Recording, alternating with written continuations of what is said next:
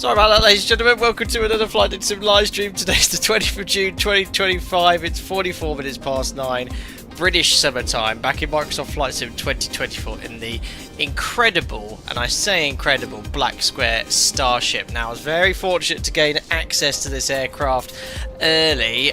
Got a copy on Monday, but I'm not one of these people that likes to sort of just jump in the aircraft and not have a clue what I'm doing. I don't have a clue what I'm doing, but I have spent the last few days sort of practicing some test sectors, building up some familiarity, and I think I could just about get you from A to B in this remarkable add-on which has been designed by Black Square.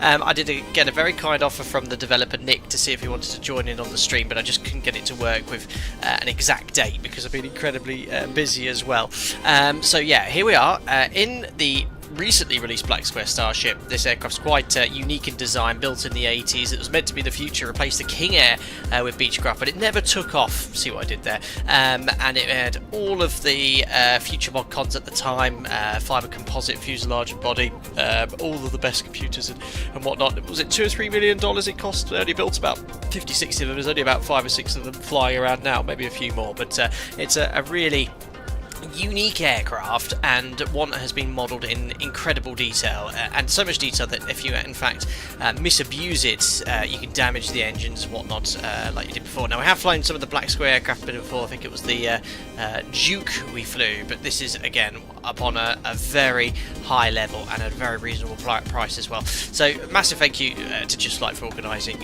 a copy for me here. Anyway, here we are in live weather, Orlando, flying to Nassau in the Bahamas, flying to around 1 hour and 15 minutes, 27,000 feet. I am offline for our first ever sector because there's a lot going on in this aircraft. Again, not happy enough to take it online just yet because there's so many interesting quirks and features with the FMS, and learning how to navigate this is a real trick. You need a trick up your sleeve to be able to manage this aeroplane. Who we got here in chat? We got Greg Scott. Thank you very much for the 67 months as a member. Evening captain twice in one day. We are sport. No problem at all. I was trying to find a time to stream this. My last day off today, and I'm moving on to late, so this was the perfect time to stream this aircraft. Apologies for the slight delay at the start of stream, 10 minutes. I had some amazing news from one of my best friends from school. He gave me a call, and he said he's just having a baby due in October. So I was on the phone for a good 15-20 minutes. Just catching up, and it's amazing news. You know, went to school together, secondary school, 6th form A levels, lots of fun adventures. So looking forward to catching up with my wedding as well. So that was why there was a slight delay. Anyway, let's see who else we've got here in chat. Thank you very much, Greg Scott, as I said, for your membership there. Vaughan Williams goes, yo, Flight Deck, hope you're doing well. Home email, thank you very much. Well, no, congrats to me, it's congrats to my best mate. Aaron said, Beach sold only 11 Starships in 3 years following its certification. Yeah, it didn't take off as planned with Beechcraft. I think they lost a lot of money on this aircraft, but we'll have a look around it in a second. But yeah, sorry for the delayed music at the start of the stream as well. Spotify just won't open on my computer. This has happened a couple of times recently. Just the application just simply doesn't work, but I'm having to use the web browser here, and it's working just fine, which we'll use for the rest of the stream here as well. Who else we got here? Got Longcat, hope you're doing well. This is honestly one of my favourite aircraft ever. Really hope this is good. This is beyond good. We'll talk about it in a lot of detail on this sector and just show you some of the quirks and features of this aeroplane. My friend V1 Simulations, we have a lot of banter with each other, but I do recommend that you go and check out his live stream, especially I think on one of the videos he had Nick the developer join him. I actually looked at that video to pick up a lot of pointers, and I think V1 used to fly the King Air, so he's got some familiarity with operating the engines on this aircraft. I have no turboprop experience whatsoever, but the level of detail in this model is bonkers. You have to really read the detailed manual, which is 190 pages. There's no tutorial flight included, so you just sort of have to learn it off my back, which I did there. And I sort of use the included checklist here to get the aircraft configured. I have to actually say this is quite... I was a bit of a critique of this tabular included tablet with Microsoft Flight Sim 2024, but I can import my flight, which imports it to the FMS, which is quite useful. But the checklist feature is really useful to help locate key switches and buttons. It works a lot better than it did in Microsoft Flight Sim 2020, so I'll be using that to help me set up the aircraft as well. Simba, thank you very much for your gifted membership. I hope you're doing well. Vaughan Williams, you've been gifted a membership from Simba. Thank you very much for participating in our members-only group flight earlier as well. Very kind indeed. Simon Taylor, Eden Captain, got this yesterday. What an aircraft! I know, and it's just phenomenal detail. But you know, actually, I can jump out the cockpit. It's Microsoft Flight Sim 2024. Can't I? Press Shift C, or do I have to do this and then Shift C? I think. Still not used to this. And there we are. So I'm in walk around mode. So you've got these front canards, very unique design with this pusher prop system as well. These retract and extend for takeoff and landing. Essentially, it has some trailing edge flaps on the rear as well. But it looks like it's from the future still, and this was actually designed and built 45-50 years ago. It's incredible, really. One thing I noticed when I was looking around this aircraft, it's such a thick wing root as well. And then you can see it taper off as you go off there, but obviously full retracting gear. Has a cruise level of 41,000 feet, the same as the 737, but look at the size of these canards. No conventional rudder. You have these two huge sort of rudders on either side of the wingtips as well, but the detail of the external model is very, very nice. You can put your chocks in, you can put your propeller sort of, I don't know what exactly it's called, but it's essentially something that you put over the propeller to stop it spinning, and if you don't remove it to start the engines, you end up blowing the engines up, which is not what we'll intend to do today, but incredible detail. And there's one of these flying in Europe I was reading about as well, but only the one. But yeah, this was Beechcraft's plan to replace the King Air, which never really came to fruition. The King Air is still built, produced today, and this was given up on decades ago now. Anyway, let's jump into the cockpits. You can see it's completely cold and dark. So we're going to run through this checklist in quite a lot of detail. One thing that I am going to skip, though, they have a before takeoff full profile. And I did this on a test sector. There's 101 items to do before takeoff, and it took me 35 minutes to run through all of this. We'll do the before takeoff abbreviated at the whole point. It just shortens it and includes the most important steps as well. What else is included with this? You can actually view this for free on the Just Flight website. If I can work out how to open up PDF still. Here you are. So you get this incredibly detailed manual, which goes on for pages and pages and pages, 190 pages, exquisite detail on how to work all the systems, load different things up. It goes on and on and on. Tables included as well. I will be barely scratching the surface today.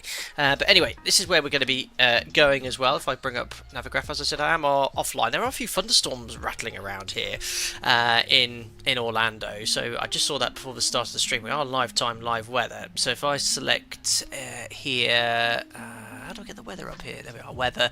Hopefully it's calmed down a little bit, but the radar on, yeah, it's just a little bit of precipitation. But there's a few thunderstorms here, but our routing is going to take us, sort of made this myself, along the east coast of Florida, sort of towards Fort Lauderdale, and not quite getting to Miami before we go over towards the Bahamas as well. But live weather. We'll do an ILS approach later on as well. Listerman says a good manual is often a good sign. You're absolutely right. There's incredible detail here. So we're going to run through the pre-flight checks. We're then going to start the engines, and we're going to sit here with the engines running, because one thing I found is when you start the engines, you've got to turn off all of the what's it called, the pilot and co-pilot integrated avionics, and it sort of resets the FMS. I think it saves the routing, but a lot of the things that you did on the initial setup you have to do again after engine start. So I'm just going to get the engine started first, then do the setup. We'll just have the engines running for 10 minutes, but it's not my fuel.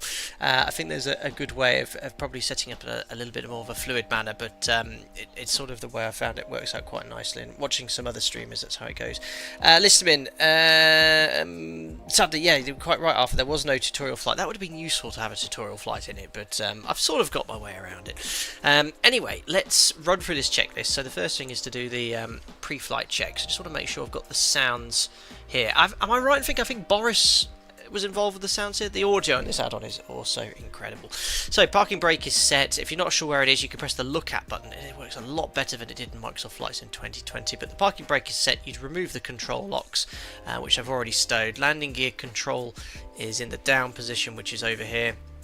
We'll turn on the battery, so if I just turn the music off here, you can hear all the audio. So batteries on here. We just do some checks before turning the battery off. So pitch, roll, rudder, trim all set to 0. Fuel quantity. Now on SimBrief there isn't an accurate Starship profile. So I've used a King Air profile for this, which I think has the same 2 engines, which is going to give us a sort of rough fuel burn. But for this test sector, what I'm going to do is just load up the main tank. So the way it uses fuel, it would use the left and right aft tanks first, then the main tanks. But I'm just going to fill up these to the top and not have any fuel in the main tanks. And that's more than sufficient for this sector. That gives us an endurance of 4 hours here. What's happened to my Spotify again? Oh, stupid thing. There we are, that's all going well again. So fuel's done. What we'll do, we'll take myself and Jim and 2 passengers in row 3 and 4, and that's it. £20 a baggage, whatever that is. So we're pre-fueled. Again, the detail of the tablet's incredible. Engines, the quality of the engines, we've seen this in other products from Black Square. The detail is awesome. Again, if you abuse the engines or start taxiing over grass without opening or closing the inertial separator, you can damage the engines. Cabin modelling as well, so you can already see it's getting quite hot in the cabin because I've closed the doors and it's quite warm here in Miami. In fact, what is the outside? Actually not in Miami, Orlando. The temperature here, it is 24 degrees, so of course it's going to get quite warm in the cabin, and there's full failure modelling it as well. Okay, so we'll close that for now. Have we had another Black Square plane on stream before? Yes, we've flown the Duke before, the turbine Duke, which was a lot of fun. So, battery is all on and powered. Fuel quantity you can check here. We've obviously checked the tablet, and there's a nice little click spot here, look, to remove the control levers. But you can see here there's no fuel in the aft tanks, but we've got 1,273 pounds in the main tank. So fuel quantity's checked. Oxygen pressure's good. We've got 1850 psi, fully pressurized. Cockpit, air stair, door annunciator, you can check, and again if you're not sure you can press that button and the air stairs is closed, so the light's not illuminated here. So let me just turn this music down again here. Have I got the sounds up in Microsoft Flight Sim? Yeah, it's just very quiet, the cockpit. So we then turn the battery back off, which is down here. Pitot static covers removed, pins removed, emergency exits secure, and the air stair door as well. And now we'll go straight to before starting the engine. So we'll work our way through this methodically. So circuit breakers all in, located under here. There's not many add-ons where you find this. Full circuit breaker modelling. You can see all the buttons here are... could you hear my own voice? I think I had my stream playing. Yeah, all of these are modelled, which you don't find in many add-ons, but you do find in the Black Square Starship. So you could just test them as you go, pull them as you need to check all the systems. So you've got some here by the captain's seat. You've got some down here by the left knee of the captain as well, which you can, again, remove the control cord to see them clearly. All working as you'd expect it to in a high quality add-on. And then you've got the circuit breakers all here as well. We'll have a look at the cabin later on. So they're all checked. Outboard reversion panel. So this is here. It's like on the 737 and other commercial jet airliners or other aircraft. If a screen fails, you could essentially move them around as required onto other screens. And I mean, it is a proper 80s CRT monitors. So 1, 2, 3, 4, 5, 6, 7, 8, 9, 10, 11, 12, 13, 14 screens, not including the radio tuning panel. It's just bonkers. Right, so they're all in the right position. We'll close that off. Seatbelt and shoulders were fastened. Parking brake we checked is set. Audio panel and microphone as required. That's down here, so you can select the audio as needed. We'll leave it on the boom. Static source normal. Oxygen supply system ready. So you need to pull this out. Oxygen masks you can then test. I love the sound effects of this. It's just so good. Ice protection systems are all off. Landing gear control is already down. Anti-skid switch we can turn on, which is up over here.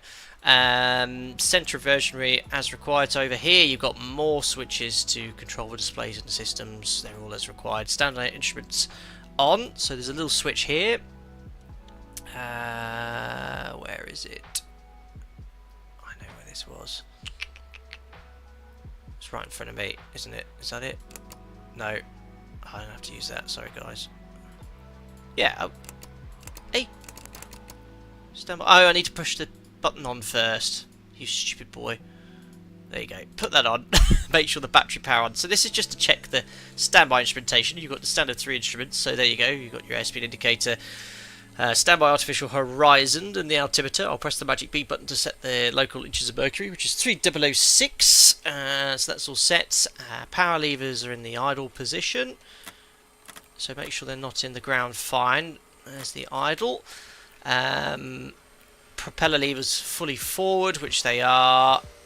Condition levers are in the cut-off position. Bleed air valves are off over here. They're in the off position. Fully pressurised as mentioned. Temperature mode, we'll leave that in the off position for now. Again, you've got to control the cabin temperature. Battery, we can now turn on again. Triple fed bus volts, centre bus volts. So just make sure we've got over 22 volts. So trip fed, we're not using those ones, aren't we? So what was it first? The triple fed bus volts 25, so we've got over 22. Centre bus is 26. We've got sufficient voltage. ICAS on, and now you're going to hear the aircraft come alive. Oh no, just the ICAS display for the engine start. We don't turn on the pilot co-pilot, so that's going to start powering up. Can you hear that floppy disk sound? Yes, you can upload navigational databases with your floppy disk back here. This is ridiculous. But it's all up to date anyway, so we won't bother doing that. Again, go check out the Just Flight website for more detailed videos on doing all of the minuscule tasks you can do in this aircraft. It's bonkers. Right, we check the voltage. ICAS is on. Firewall, fuel valves, push close. So these are these two switches here. So open these guards. I did this wrong the other day and accidentally discharged extinguishant into the engines. So you push that once, and that one as well. Oh no, wrong button. That one. I wasn't meant to push that one. Oh no, see, I've done it again. Oh, I've accidentally discharged. That was my fault. Prat. There we are. We'll just pretend that didn't happen. I accidentally pushed the wrong button. This is exactly what I did on my test sector. So, yes, extinguisher. Don't open the guard and push it, because that will fire extinguishant into the engine. You want these two closed, open. So the extinguisher and forward valve illuminates. You then put the standby pumps on, and these are lights that they're meant to extinguish. So, standby pumps on. Wait for it. You get the fuel pressure low lights. Firewall valve push open. Have I done that right? You know, when you do the test sector, works fine. There you go. The closed light extinguishers and the fuel pressure low light extinguishers. That's correct. That's what we want. Yeah. I was thinking for a second I did that wrong again. There we are. And then the standby pumps you can turn off. There we are. And then the fuel pressure low pressure lights illuminate again. Perfect. Do I then? Yeah, close those guards. Perfect. So we don't want to be pushing those. Transfer flow to alternate. Loads of tests you have to do. For some people that might be too much, but if you want to do it all correctly, this is the way to do it. So transfer flow to alternate. Fuel transfer message illuminates on the ICAS. I think I've got too many pages. There you are. Fuel transfers there. I know why. I need to get some electrical power on this aircraft. Let's get this GPU fired up. Otherwise I'm going to flatten my battery. That's this tablet. Options. Payload. You can obviously start the engines without external power, but if I do this, put the external power on. Less ICAS messages. Happier aircraft. 250-hour pilot move, that is. Yeah, putting the extinguisher into the engines. Brilliant. But there we are. I've got some external power on the aircraft. Stops the battery going flat at least. Carrying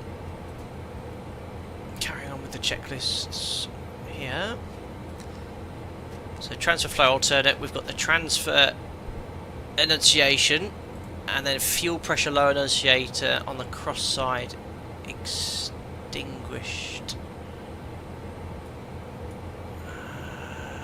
Fuel transfer illuminate, which we've done. Fuel pressure low enunciator. Oh yes, I know. So you can see, look, the left fuel pressure low light has extinguished because I've selected the right side, and look, it's transferring fuel around. Look, and then we've got the other pump there, so you can move fuel as required. So you know, there'll be a slight inbound now, but you can wait until it's perfectly in balance there. How big is the Black Square team? Good question, Robert.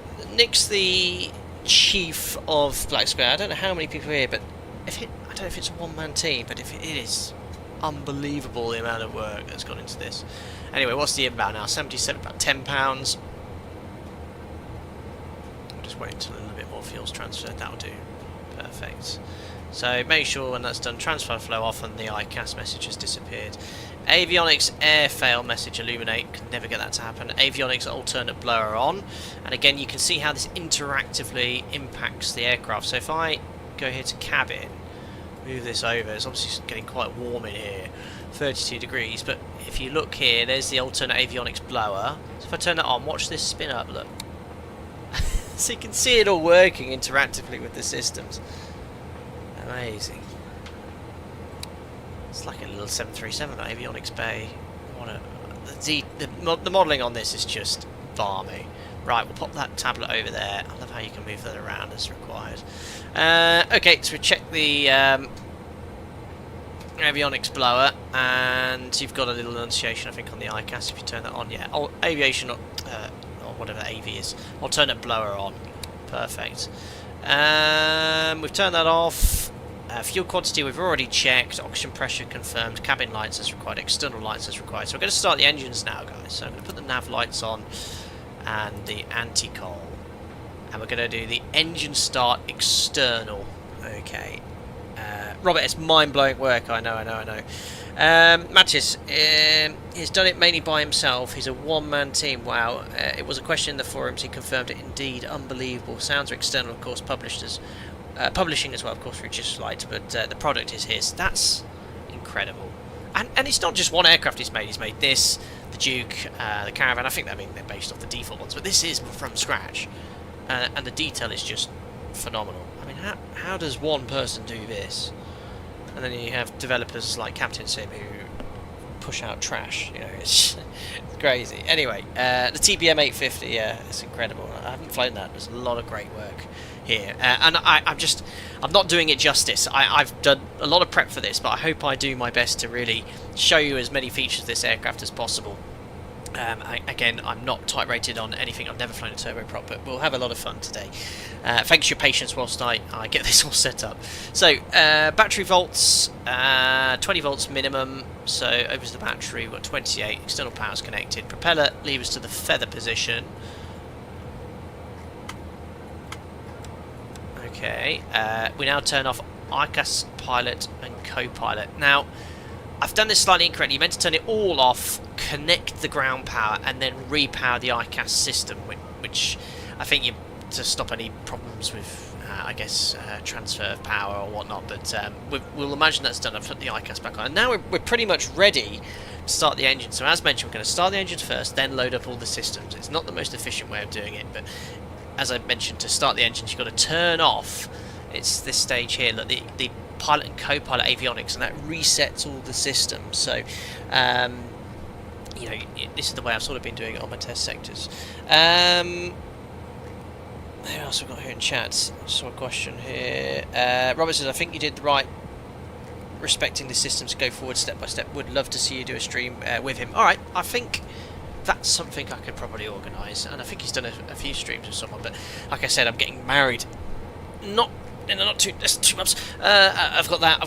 I've got a 2-month-old baby working full time. It was hard to get him penciled in, so I had to say to Just Flight, because they did bring the offer. And right now I just can't put anything else on my plate. I can stream, but I can't pencil in an exact date where I can do this stream. For example, I only plan to do this stream now, 24 hours ago. But I'll get it. I'd like to do that. That'd be quite cool. So here we go. Clear prop. We're ready to start the engine. External power's connected because that is permitted. And it's just little touches of detail. Look at that. You can see that bouncing in the exhaust. Love it.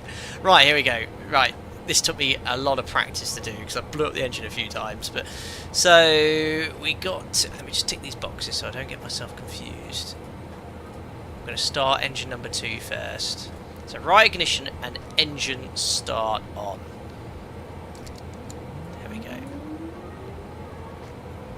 So it says condition lever, 12% M1 minimum.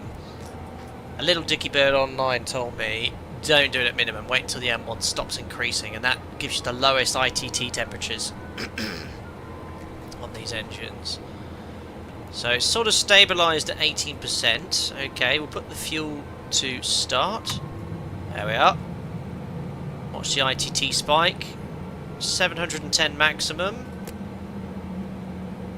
Watch the prop spinning. We've got oil pressure, oil temperature. I'll do the next engine start outside.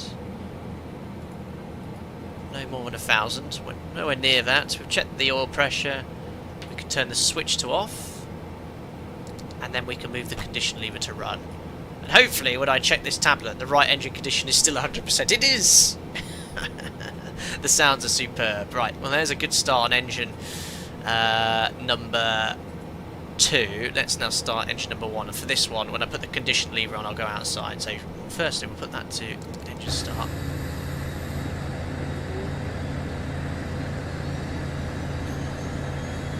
Amazing.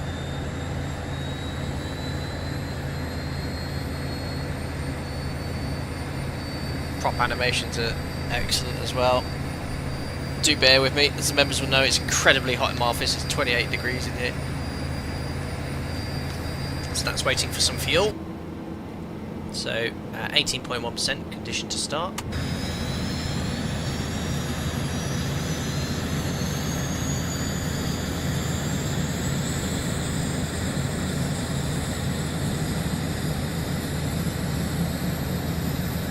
Amazing sounds. That's superb. Good, so check the oil pressure. Fuel flow's increased. Everything's looking good. Starter to off, and then the condition lever to run. And I've not blown them up. Can we have a hip hip hooray chat, please? Alrighty. So, 2 good starts. And we've done all these checks here. Alright, external power switch can go to off. Now this will... no, it won't disconnect anything because we've got the ICOS going over to the battery, but we can then put the external power to disconnect, which is under payload. There we are, external power is disconnected. We can now put the generators on the bus. Generator 1 and 2 on. Check the voltage. 28.6 volts either side. Okay, gen tyres are in the normal position. Just want to make sure that switch is in the normal. Yes, it is. And the left and right gen tyre open message is extinguished. Yes. Generator load is parallel propeller levers. We can now move to the full forward position.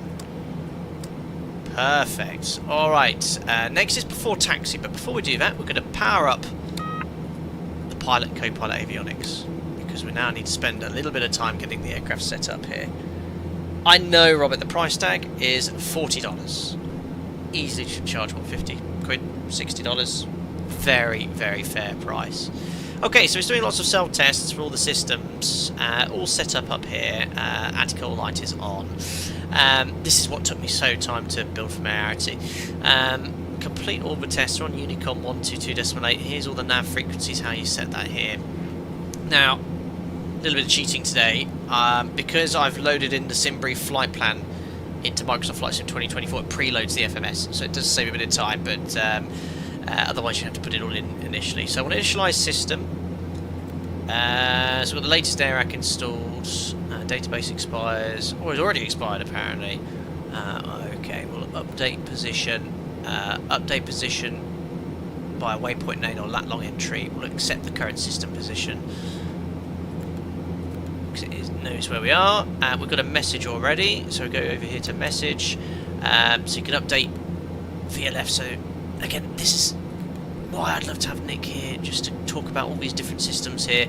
It's got like Loran C navigation. I mean, Loran C, all those nav aids I vaguely remember from my ATPL ground school. They've all been discontinued. So anyway, we've all loaded anything. This is very cool. We'll talk about this later on, route. But if I go here to the flight plan, you'll see the flight plan's already loaded. Look, we've got our Orlando departure to Mike Yankee November, and we go to arc map and then press it again, and we just need to press nav source to FMS. So now it's following the FMS routing. You've got 2 independent FMCs here, and you can have one on the arc. The arc map's probably the best one because you can see your FMC routing, and you've got this additional display here in the middle. Not even Loran, this has Omega. Oh, Omega, is that even old? I don't know. These are systems we never used. So you can run through a checklist like I have in the tab. It's the exact same checklist. The best thing I use this for is, well, there's loads of features. We're going to be using the weather radar today as well. FMS, the progress page, is really useful because it's like the legs page in the FMC, which I'm used to, so you can see all of the waypoints in, and times, and fuel remaining endurance, etc, etc. And if you go here to nav, you can choose your nav aids. I'll put them to automatic for our departure. We'll brief the SID very shortly. And then you can go to flight plan to step through all of the routes where end your flight plan. Radar control, we just want it on standby for now. It's got a fully modelled weather radar. It's unbelievable. So yeah, anyway, back to Arc Map. We'll talk about the SID here in a second. You can sort of increase the range. How did you get it to plan? I think it was in here, wasn't it? Menu, index, plan map, display. There you are. So you can sort of step through all the points. You've got this little joystick look, and you can use this to create waypoints off. It's just bonkers the amount of things you can do with this. But again, it's still a steep learning curve, still building confidence in using all these systems. It's completely unique. But yeah, these were ahead of your time. You're quite right. List them in as well. Includes a complete simulation of Omega, including all the various means of signal degradation and atmospheric bounce. That's ridiculous. Well, Omega or Lorenzi used to work on really low frequencies, didn't it? So it used to bounce off the ionosphere. You know, you'd pick up signals the other side of the planet, but it wasn't the most accurate. Nowhere near as accurate as GPS. Anyway, talking about our routing, we do have an SID to follow here. Live weather in Orlando, so right now it's calm winds. I'm going to be departing off runway 18 right. Bit of weather around here as well, so it's a sort of short taxi for us. We're sort of at the FBO. Is it FBO? Yes, FBO. What an American term. Ramp here, so we'll taxi out to runway 18 right, and the SID we're going to fly is a Danny 3, which is basically we're going to climb on heading 185. Intercept this course 139 to cross Cappy at above 1500 feet. So essentially we're just going to heading select towards Cappy, and then it's just a radar vector departure. We'll climb and level off at 7,000 feet, but we'll make our way all the way towards D Danny before commencing en route. So 7,000 feet is the stop altitude, which is set here, and the runway QDM is 185, so I'll set that on the heading here as well. Okay, so I think system-wise, we've got a route in the FMC. We'll talk about how we can navigate using that later. You got ATC set your squawks. What I really love on this nav tuning panel, you can preset frequency, so you can set an ILS and just press it there and go from there. Pneumatic pressure low on CAS. Yeah, I've not finished setting up the aircraft yet. We're going to go through all that in a second. I'm just basically loading up all the aircraft systems. So our altimeter's set, 100 feet. Heading and altitude set on the MCP. The lighting we're happy with. And we'll now run through the checklist to get the aircraft configured. Yeah, like I said, you can do all this before the start, but when you shut the engines, all the power off to start the engines, you have to reload it all again, which is a bit time consuming. So, engine start before taxi then, so pilot and co-pilot avionics are turned on, standby indications are already on, bleed air valves, now to both, blowers, temperature set, so we're going to put the temperature controller to auto. We'll leave the temperature somewhere in the mid position. Lights as required, they're on already. Cabin lights as well. No smoking and seatbelt sign. Come on. We'll keep the flap forward wing retracted for now. Alignments are complete. CDU time is set. Radar's already on standby. Brakes released, and then we can commence our taxi. We just have this AFX off indication now. So we'll turn on the nose and wing. Actually, nose and taxi lights, and then we'll commence taxi to runway 18 right. Okay, so parking brakes, we'll release. Oh yeah, also, for those of you who wish, you've got the conventional Garmin GPS here. You can link that to the FMS and use this to navigate, but we want to show you the system here. Okay, so let's put this to display, menu, index, normal procedures. Actually, no, sorry, not index. We'll just have it on the FMS progress. There we are. We'll talk about the takeoff performance and all that in a second. Okay, so to commence taxi, you can just release the brakes and it will sort of move forward, but it has a beta range, so you can can sort of move it there. Sort of a bit like the Dash A, but I don't know much about operating turboprops, so I think the idea is you can just go to beta and it will just sort of act as a brake, so you don't have to constantly ride the brakes. Sounds are amazing, by the way. So just out of beta, and then you taxi there. What a crazy shape as well.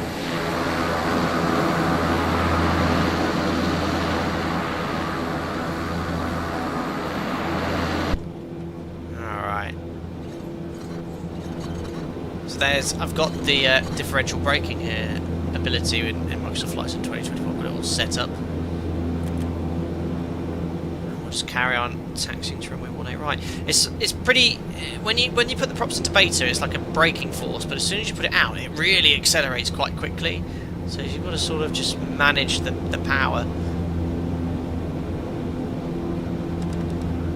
Lauren says usually the instructions would be RNAV to Cape, but I'd get a better prop is given a crosswind heading to get them out of the way and looped back around. Probably.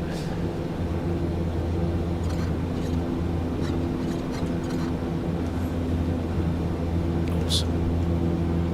Also, I genuinely see here the aircraft I put as star. I think that's actually the ICAO code for this aircraft.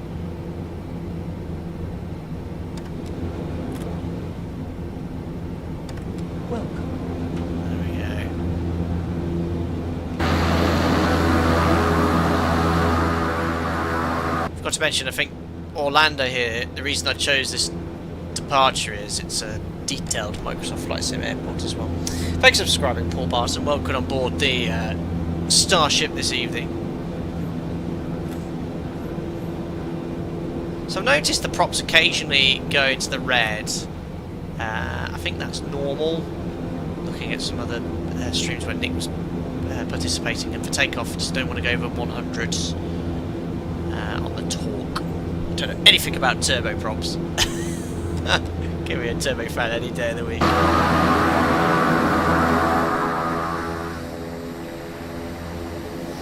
can hear the props going into beta.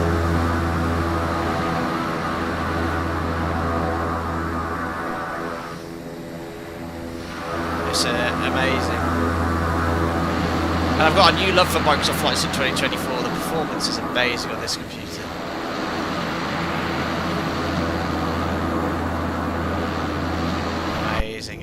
Amazing. Doug, is there an advantage to having no tail? Well, it does have tail. It has two tails, just on the wings. I think the design just it's sorted. You know, the way it was designed was, I don't know, it definitely wasn't aesthetic. There'd be a practical reason for it being there, but I think it looks amazing. Scotty 2, thank you very much. Just gifted a member. Welcome on board to David Stoker. You've been just gifted a member from Scotty 2, a fellow member as well. Thank you very much, Scotty, and welcome on board David as well. Does it have a tail number? Yeah, November 903 Sierra Charlie, which for some reason is not on it. I think you might have to do something in a config file, but I'm not sure why that's not there actually. That's the one I went for anyway, because I had the prettiest livery. Alrighty, here's the whole point for 18 right. Just got some checks to do before we enter the runway and take off.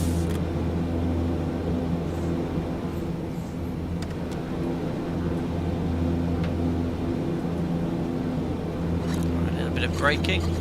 So that squeaking is the brake pedal, the pedals. I'm using differential braking, but all the brakes. Okay, parking brake is 6. Alrighty, so as I mentioned at the start of the stream, this before takeoff checklist is 101 items. It took me 25 minutes to complete this. I'm going to do the abbreviated checklist, okay. Incredibly long and detailed, checking all the engines and systems again. It goes on and on, no doubt. The real operators do this in about 5 minutes, where for me it takes 50, so we're going to do the abbreviated one. Okay, Patrick, welcome aboard as a member. Glad you enjoyed the content, and you get invited to our members only Discord. Hope you enjoy using the custom emojis in chat. Thank you very much. Douglas, there's a bug on Flight Sim 24 with tail numbers. That's why Blackbird removed them from now. Okay, perfect. Right, let's do the abbreviated check. So enunciators, push to test. Just remind me where that is. So you can push that. There you go. So you can see all the various master cautions and system lights, which would illuminates. And reset the master warning and caution. Surface de-icing and ice protection isn't required for departure. Pressurization altitude 1,000 feet above cleared level. Where are we cruising at? 27,000 feet. I think it's really hard, this sector. So yeah, 27,000. So we're going to set 28,000 feet here. About there. That'll do. Rate knobs in the 10 o'clock position. Manual cabin out's in normal position.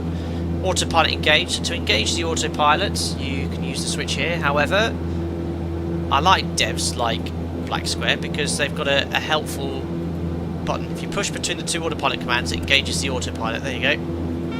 And then you push it again to disconnect it. So it's in between these two here. Great. And Pac-Man sounds all over, guys, for the autopilot disconnect. So we checked that. Yoke disconnect button you're meant to use to make sure that works. I'll re-engage it. There you go. Perfect. Pitch, roll, rudder trim set for takeoff. So I just want to make sure I'm in the green band. There we are. Flap forward wing as desired. Look at this, guys. We'll extend the canard for departure. Amazing. And not only that, you've got some trailing edge flaps as well. And move in synchronisation with the canards. It looks like some sort of insect with the canards in the full forward position. I love the swept one. Personally, the swept position looks much better, but there we are. Maximum lift for departure. Flight controls 3 and 0. So let's do that now. Perfect. Forward, back, left, right, rudders, right, and left. Perfect. Rudders good. Flight controls good. Auto feather to the arm position. Snap altimeter set. Flying engine displays. Check. Perfect. Next, before takeoff, final stall warning heat on. Pitot static heat on. I will get the overheat warning because it comes on within like 30 seconds. I'm going to get taking off then. Engine ice protection not required. Vent cable heat is on. There's these two switches here. Bleed air valves are in the both position. Transponder on. Should have done that earlier. On out. How do I...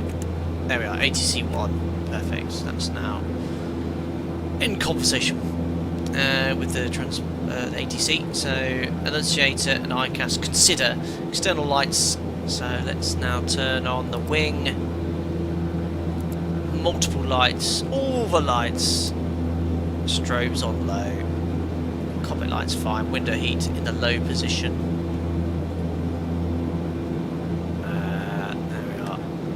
Gyms. Generator load's good. 28 volts per side. Pitch, roll, rudder trim is in the green band. Takeoff is next, guys. Okay, let's head to the runway. So as mentioned, we're going to talk about the takeoff here. So we're going to set just below 100 torque. Turboprop torque this is. Rotate at around 108 knots.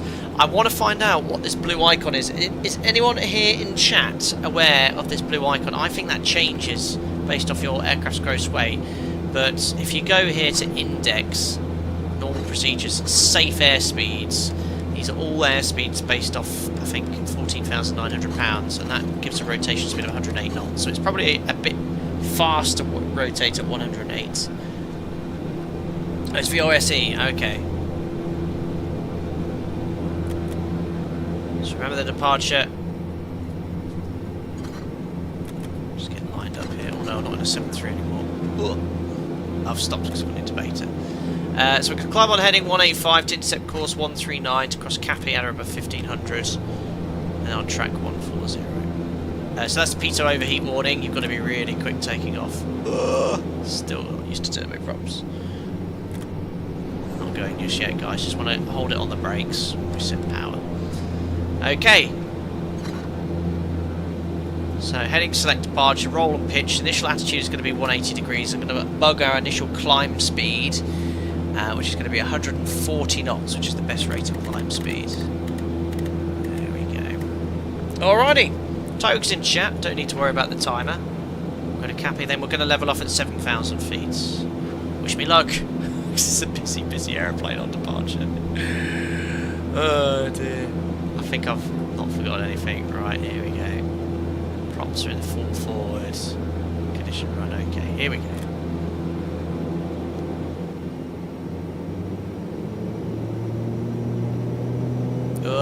Look at those props go through that red bar. I don't like anything red on any ICAS display. I think there's nothing you can do at peaks, but we're just going to set the torque to around just below 100. Alrighty, 98. Let's go. Brakes released.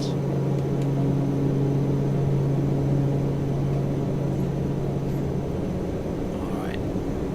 Airspeed is alive.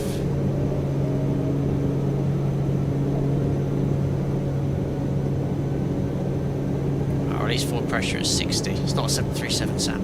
Right, just take a little bit of power off. I saw some red on the old torque there.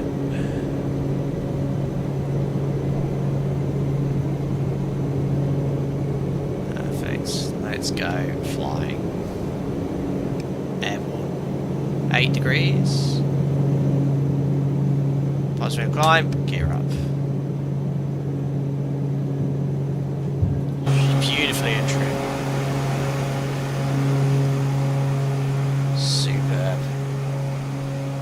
It has a speed trend vector, yep. Okay, let's retract the canards. So I'm going to pitch for 140 knots and trim. So we need to cross Cappy at or above 1500 feet. So again, I'm just going to keep it trimmed in. Look at the performance of this aircraft. So we can reduce the power to 90. There we are. And the RPM to 1600. Ugh, not very pretty.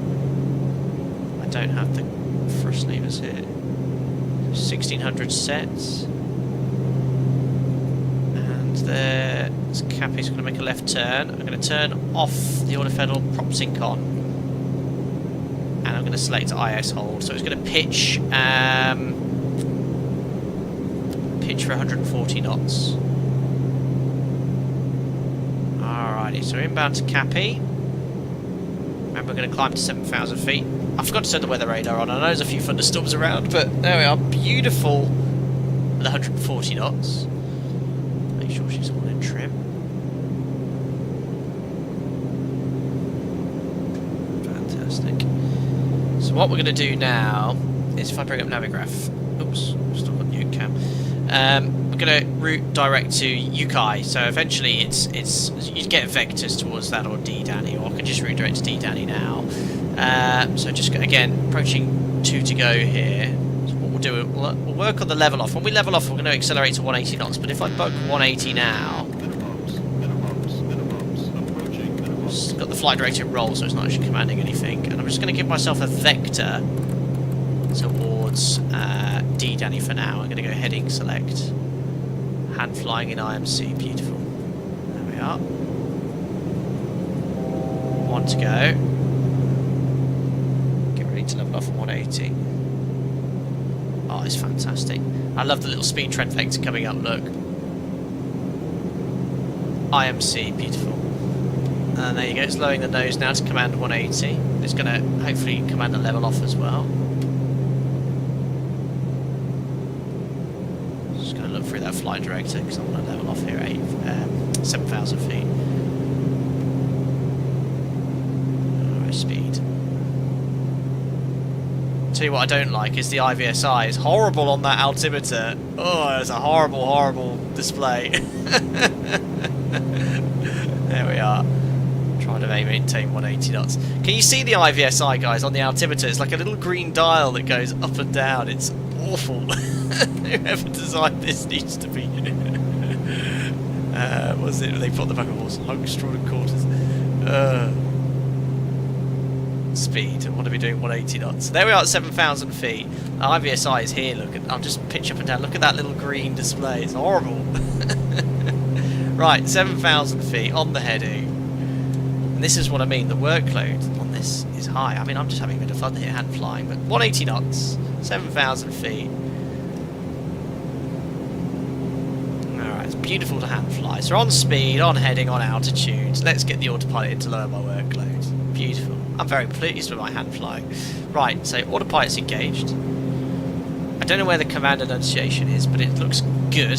And now we can start messing around with the FMS. So let's route direct, as I mentioned, we've been following the SID after Cappy. Let's go direct to D Danny. So if you press direct, select your waypoint so you can scroll. D Danny, direct, execute it, and then you can press nav. And you've got to make sure when you do this, switch my speed there. You go to system control, make sure you're on auto leg. If you're not on auto leg, it won't sequence the waypoints correctly. But there we are. We can now continue climbing up to our cruise level, which is flight level 270. What do you think then, guys? That was quite a busy departure, but we flew that quite nicely, I think. So altitude to 270.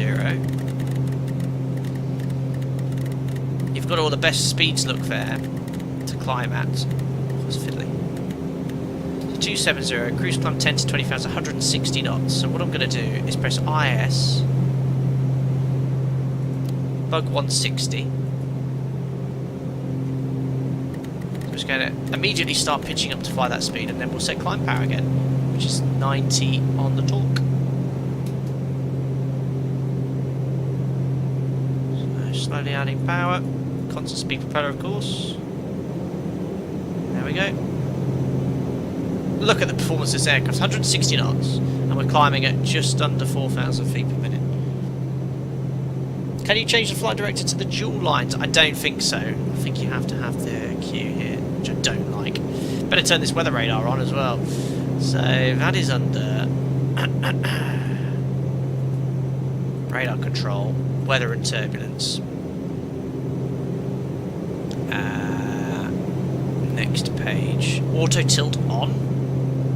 I think you can push tilt to 0 and set it manually. Ah, look, you can set the tilt manually. Let's see if we can pick up any weather.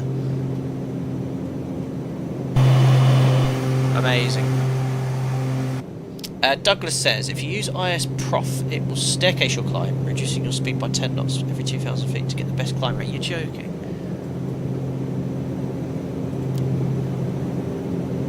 Oops. Okay. So, will it do that from 160 then? Ah! It's just bugged to 158.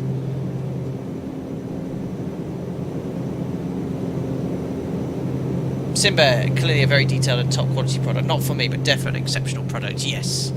It's not for the faint-hearted, but I can get you from A to B in it now. Like I said, I'm scratching the surface today, guys. But what do you think? Yeah, I can see it's bugged to 156. Amazing. I mean, I'll stick as close as possible to these speeds. So 20 to 30,000 feet, 140 knots. How's the sound, guys? Is it too loud, too quiet? Hope you guys can hear me all okay. I'll turn the sim down slightly now. There we go. It has noise cancelling anyway. Look, you can push this in. Where's the headset? There you go. Beautiful. Quality add-on. Quality add-on. Okay, we'll turn the lights off now.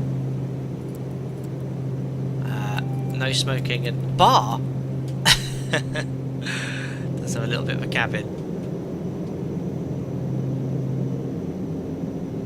There we go. So yeah, I think this could be quite fun. Just had a bit of power here. Quite fun to take on VATSIM. I think you guys will really enjoy watching me fly this on VATSIM, won't you? Our Looper, it's so unique and so well done, and it's not another copy-paste Garmin Avionics GA aircraft. Absolutely, it's built from the scratch. I can't believe it's one person. I'd love to have a chat with this guy. Jamie's such a quiet plane, I know. But this was ahead of its time on production 40 years ago. Cabin altitude's all good, 4,000 feet per minute. Of course, you can monitor your cabin, make sure you've not killed yourself or anyone. So look, engines, 100%. Yes. Pro, electrics, cabin. So E&E bay is a bit warm, but I think is that normal temperature? Just a lovely 23 degrees in the cabin. Air discomfort none. Pulse, good. Cabin altitude, fine. This is great. Barmy. 1903. What graphics card do you run on Flight Sim? There you go, just above. You'll be able to see. Thank you very much, I2 Roberts, for sending out specs. Look at this climb performance. Look. Oh yeah, reminding me to set standard. Thank you. There we are. We're managing just under 3,000 feet per minute, 18,000 feet. Really good performance. Joshua, not a 3080. I gave my 12GB 3080 to my son, not enough VRAM for 2024. Hey, it's alright on my specs, but I'm running everything on high end, not ultra or anything like that. Google Fluffnick said most of the real pilots run the standby fan constantly to keep the avionics cool. In that case, then, I shall do the same.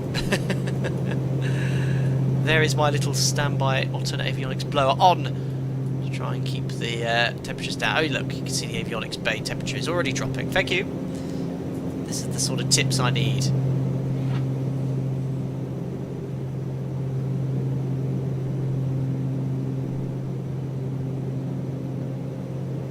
Yeah, I only have 12GB on my 3080. And yes, it does run occasionally at certain airports with certain add-ons. It does struggle. But I have the FPS, what do you call it? Basically, it always targets 30 FPS or higher.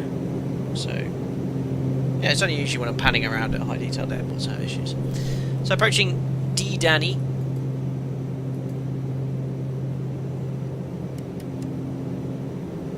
There you go, navigating nicely.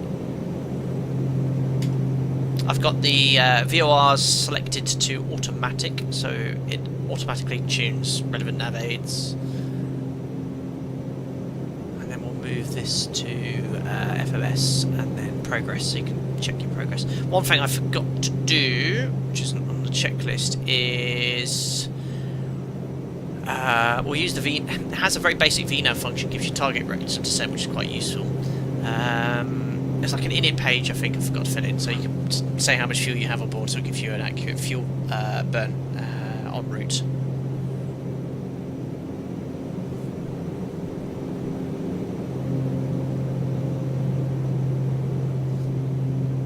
$23,000 feet. And Microsoft Flight Sim 2024 looking resplendent.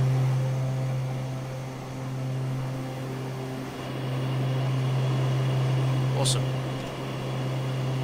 Our route's going to take us, just turn the weather off here, right along the coast. Chose this routing on purpose towards Tango Romeo Victor, Papa Bravo India, and then to Fort Lauderdale before turning over the towards the Bahamas. So on my test sector, I was playing around with this FMS, and one of the problems was on system control I didn't have auto leg on, and I was really struggling to work out why it wasn't navigating between waypoints. So if it's not in auto leg, it won't sequence the next waypoint, so you have to have you can do it different ways, and we'll explore some of those features in a second. But we're approaching our cleared level here. Sorry, it's me squeezing the brakes. So the detailed document that's included as we turn over D Danny has some tables regarding power settings. So there's takeoff reference speeds. Okay, that would be useful earlier. Oh, I've just noticed. Right, question about operating turboprops. The torque I've noticed is at 75. Am I meant to be adding power as I climb? Oh no. I've just noticed. The ITT is the white gauge. So as you climb, your temperatures get hotter, but oh, I see. So I'm actually running just below the maximum ITT temperature there. Like a piston. I don't know anything about turboprops. And obviously the Dash 8, does that have sort of fade egg that controls all this? I don't think this has it. Does it? Does it? I don't know. Okay, we want recommended cruise power. What's our weight? So we'll just let the aircraft accelerate, that's fine. I just want to check our weight. I know I've got that PDF open. So our gross weight is £13,000. So this is based on a £14,500 aircraft, that's fine. So, what are we, 27,000 feet? It's a bit of interpolation. Torque wants to be about, say about 72, 1600 RPM. So 72, let's go with that. So I actually want to add a little bit of torque. I don't want to add much more, because look, my ITT temperatures are quite high. What's maximum ITT? Is it 840? ITT maximum is at 840 degrees. Uh-oh. Icing. Here? Well, that's well modelled. Yeah, we'll keep an eye on the ITT, because maximum temperature is 840. I don't want to add any more power than that, so we'll leave it at 71, 828, 827. Just take a little bit of... props a little bit further off. Just want 1600 RPM.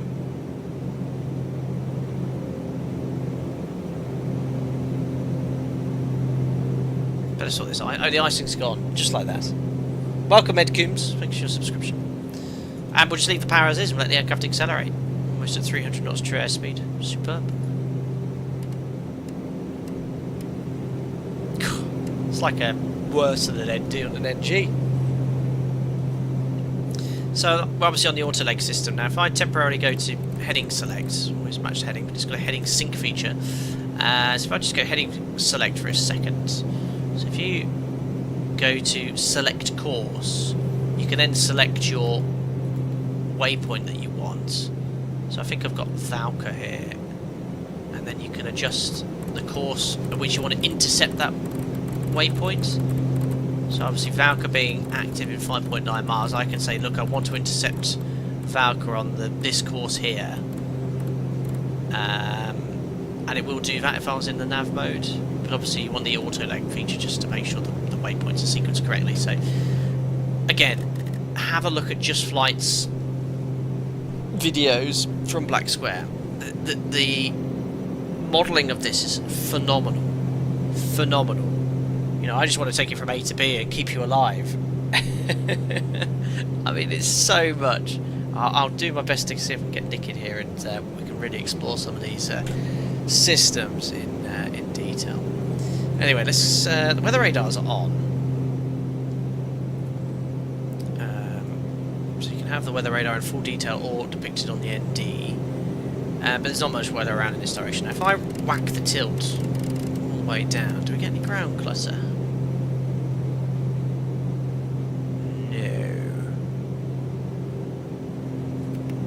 Yeah, I think it's a... Why is that not coming up with anything there? Or is it only on the ND? See, these are features... Reselect nav, thank you! There we are, perfect. Inbound Tiger Romeo Victor. So, how come I'm not getting any weather radar returns, even on the ground map feature?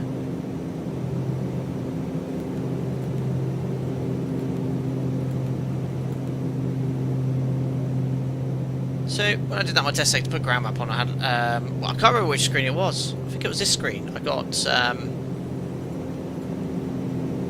2 weather radars.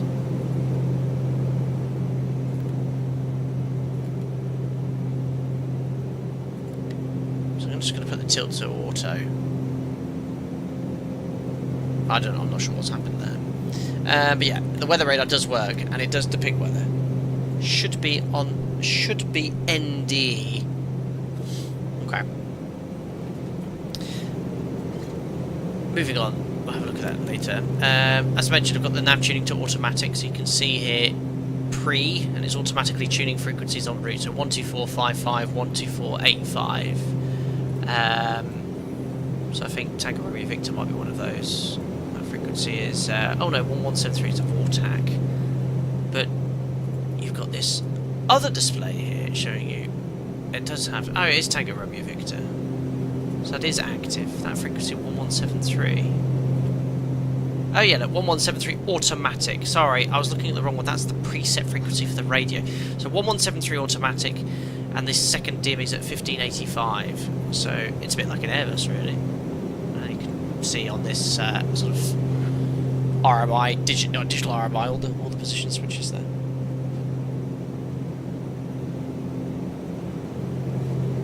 Crazy. There we are, and there's the east coast of Florida.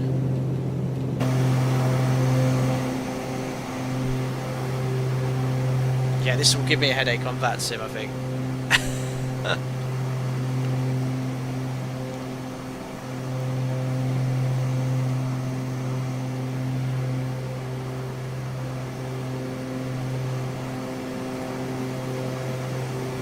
It's a fine add-on.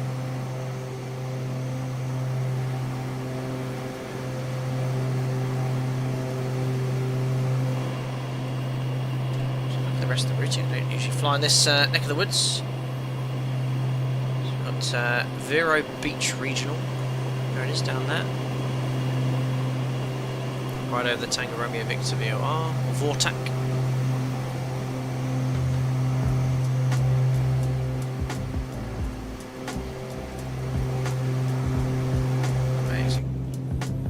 What's the range of this aircraft, actually?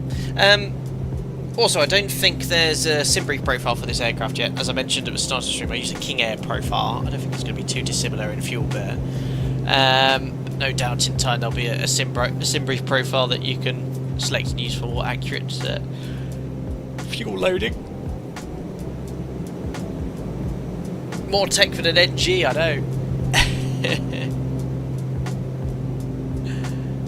Has no weather there at all. But I don't know why I wasn't getting any returns on the on the ND there. Welcome, the troll. Sasquez says someone put a lot of thought and care into the gauges in this plane. I know. Nick did.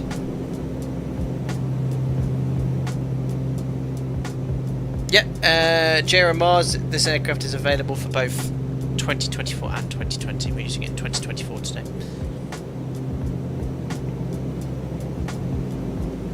You do have to monitor those ITT temperatures, don't you? I've got a slight imbalance. So, how do you just fix that? Do I just simply put transfer flow across? If I do that, fuel transfer. It's as easy as that to balance the fuel. Is that actually moving fuel from one tank to the other, or just feeding from that tank? There you go, my OCD has been satisfied now. £1,055 aside. Oh, Michael Bremner. My apologies. You sent a membership ping, did you? Don't worry, if it was on takeoff I would have missed that, so I shall ping it now. Thank you. You meant to use it with the standby pump, Spurious Podge? Probably. So you meant to turn the standby pump on first before using the transfer flow. Michael, thank you very much, buddy. 43 months as a member. Where does the time go? I know. We had someone who was a member last stream pop up in the members 60 months. I think it was I know you're here. Aaron is 5 years, and yourself now 43. So thank you very much for your continued support for that entire period of time, buddy. Very generous of you. Thank you.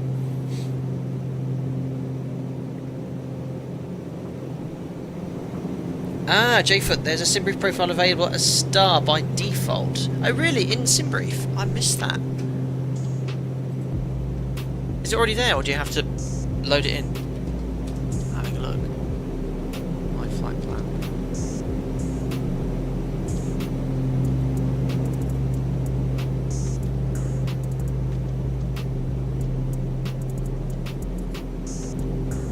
What's it called? Star? It's not on my SimBrief profile.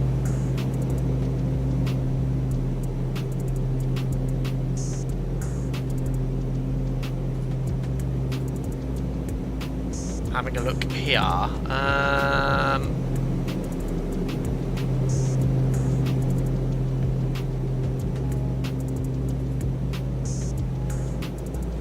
don't have star on here.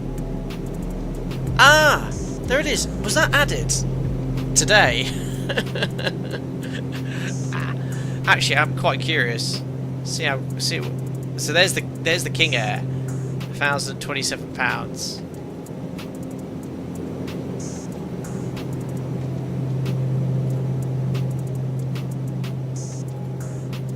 See which one uses more fuel. Quite curious about this.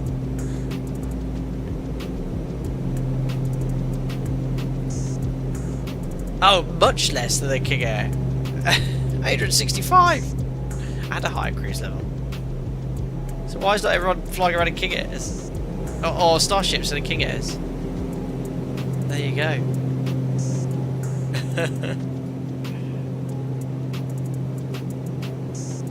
Hello Jacob, nice to see some flying around somewhere I'm pretty familiar with. Very good.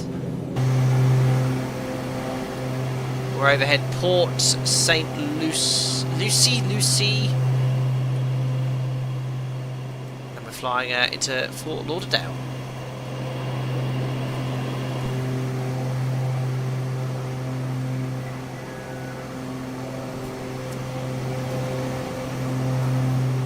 That's mega, isn't it?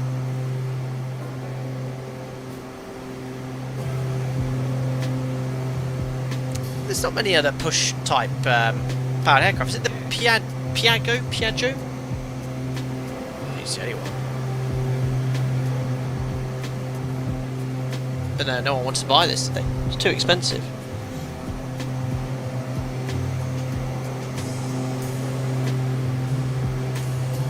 There I am, look. It's my career character with my backwards on baseball cap.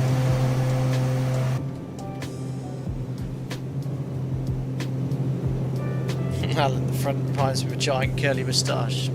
Yeah, fair enough.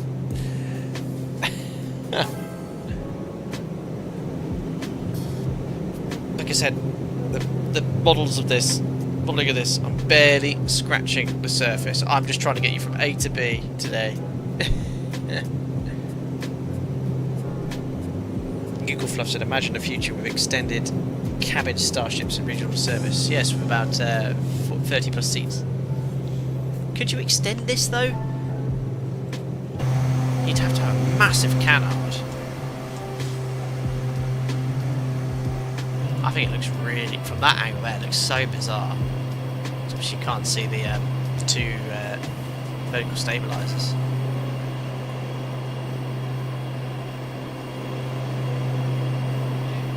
But this aircraft apparently with an engine failure was very easy, but so you can see it's very easy to manage. So close to the centre of gravity, so you wouldn't have a huge yawing moment after an engine failure. Hello Dennis, Jackson, just saw your message up there. Does it have a working toilet? I don't believe so. But it does have a very nicely detailed cabin. There's lovely wood everywhere. I don't know how much this is modeled, I haven't been around here. It's 6 seats. Actually no, what's this seat here for? Oh, toilet, not, oh this is a toilet. Ah, ooh, I don't even know there's some chocks here. Best aircraft the company ever built. Bert, that's the designer, isn't it?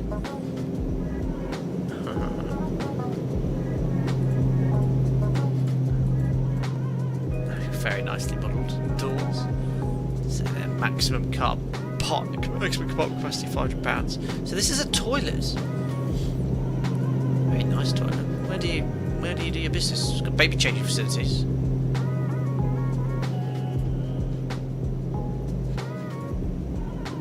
It's a very nice cabin. Ooh.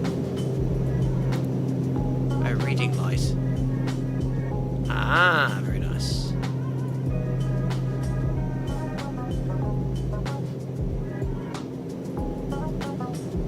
I'm pressing as many click spots as possible. Just got the reading light ones. That's a very nice cabin there. And obviously the further forward you go, the less noise there is. There's a little backup GPS. Sounds great. You come back here, you can hear the airflow. Taylor, does it have GPS? It has a sort of aftermarket one fitted on the pedestal that you just saw, which you can use as You can actually use to navigate if you so wish to fly more complex departures. But does it actually have GPS? I don't think it does.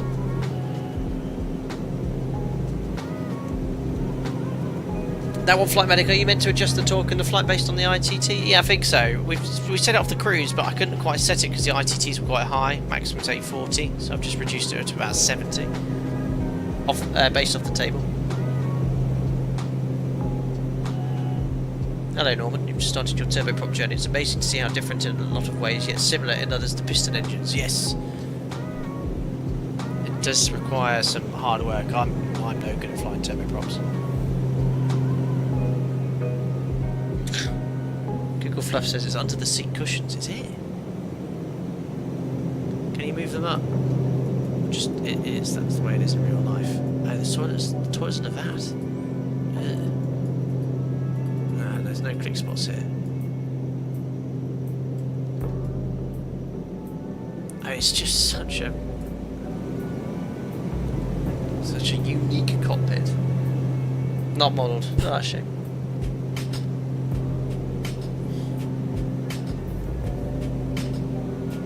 Josh, crazy how this is a certified flight, 41,000 feet. I know, I saw that. Same maximum altitude as the Max 73.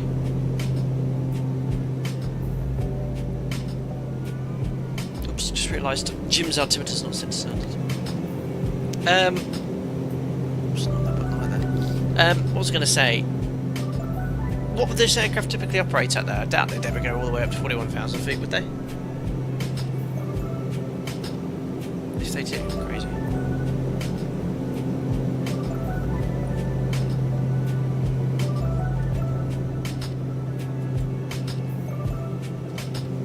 We are approaching Fort Lauderdale, making a right turn shortly. Oh, very built up around here. That's West Palm. Oh, I don't know, stream into this airport, I think. Yeah, West Palm Beach International. I've streamed into here before.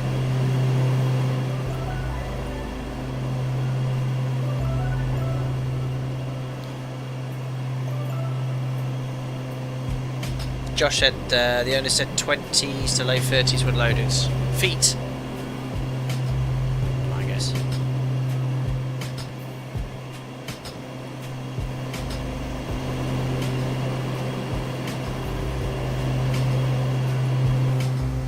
I should have just gone onto that sim straight away, shouldn't I? Route direct to waypoints. So let's have a little play with this. So HSIs is obviously pointing towards the active waypoint. But let's say ATC said if you wanted to fly towards a particular radius, so you've got this Zulu Bravo Victor. So what's the frequency for that?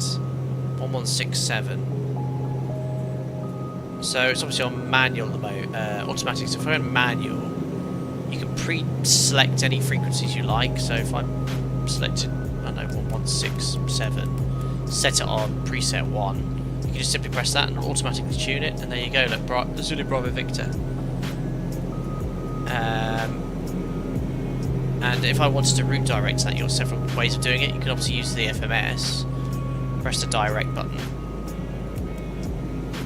select it that way. There you go, Zulu Bravo Victor, and it will just simply redirect to it. But another way is you can change your nav source. Obviously, I'm following the FMS. So if I just match my heading here, go heading select VOR1.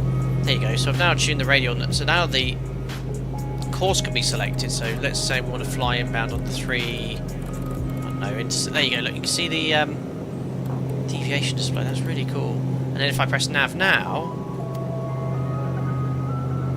it's making a turn to intercept that course. So if I just adjust that course, look, you can see, look, it's making a left turn now to get onto that radial. I think. Why is it turning that way? What am I missing? Oh, reciprocal. That's why. So you put the inbound, that's why I had the reciprocal, that's why it was turning right. So that's how you sort of navigate conventionally.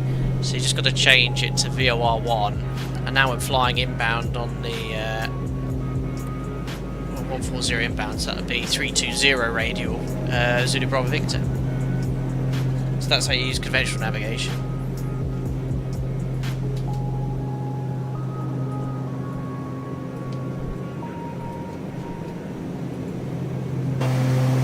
And bye bye Miami.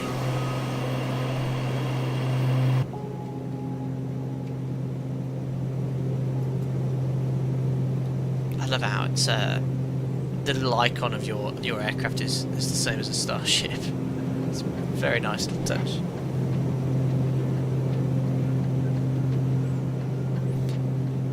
Hello Nick, he says, Sam, what is the most dangerous, trickiest situation you encountered during a flight? Have I told you the gear up? Have I told you guys the gear up story? Or the gear down story? I think I've told most of you that one.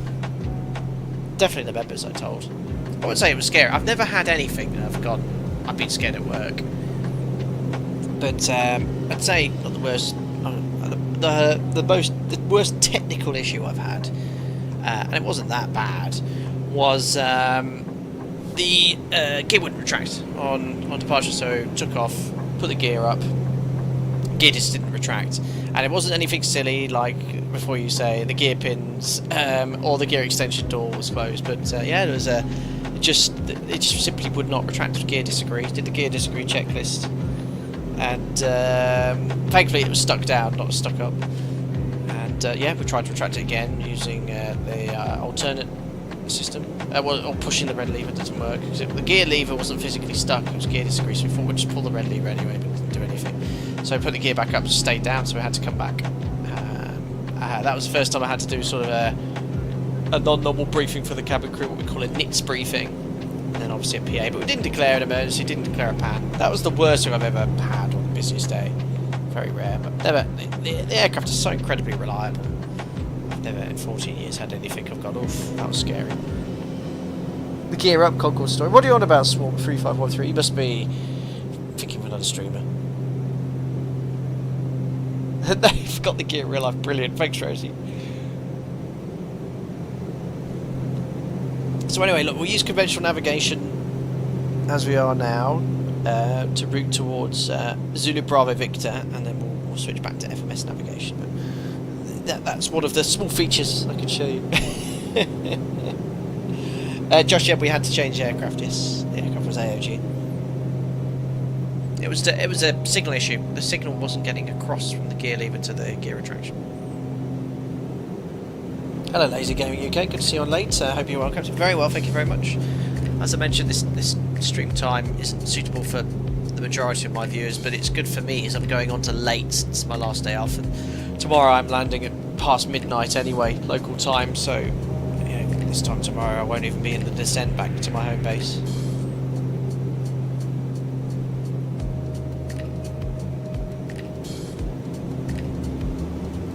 That one flight medic earlier said, how long would it take to get to flight 410? Well, it didn't take us long to get up to 27,000 feet.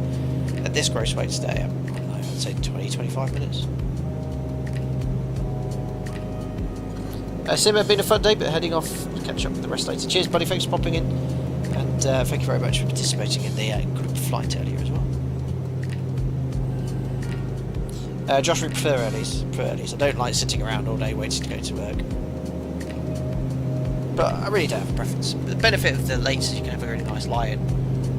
Whereas earlies, you're getting up at 3 in the morning can, after 4 or 5 days in a row, be quite tiring. So that pink dash line is my heading bug, so we'll sync that up. What does recall course do?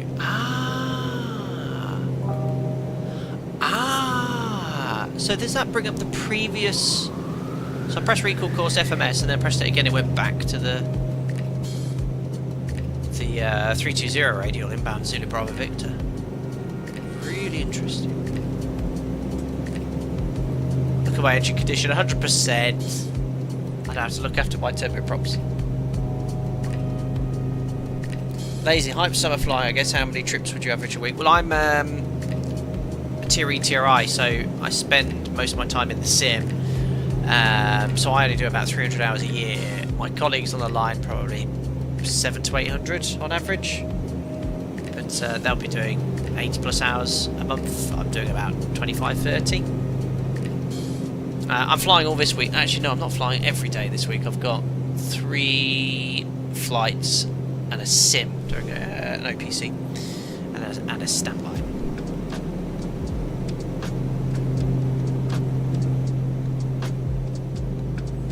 So, if you're in VR1, when I get to Zulu Bravo Victor,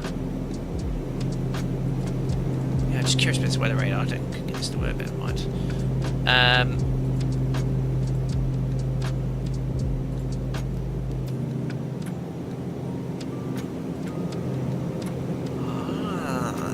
So this is using the VLF Omega.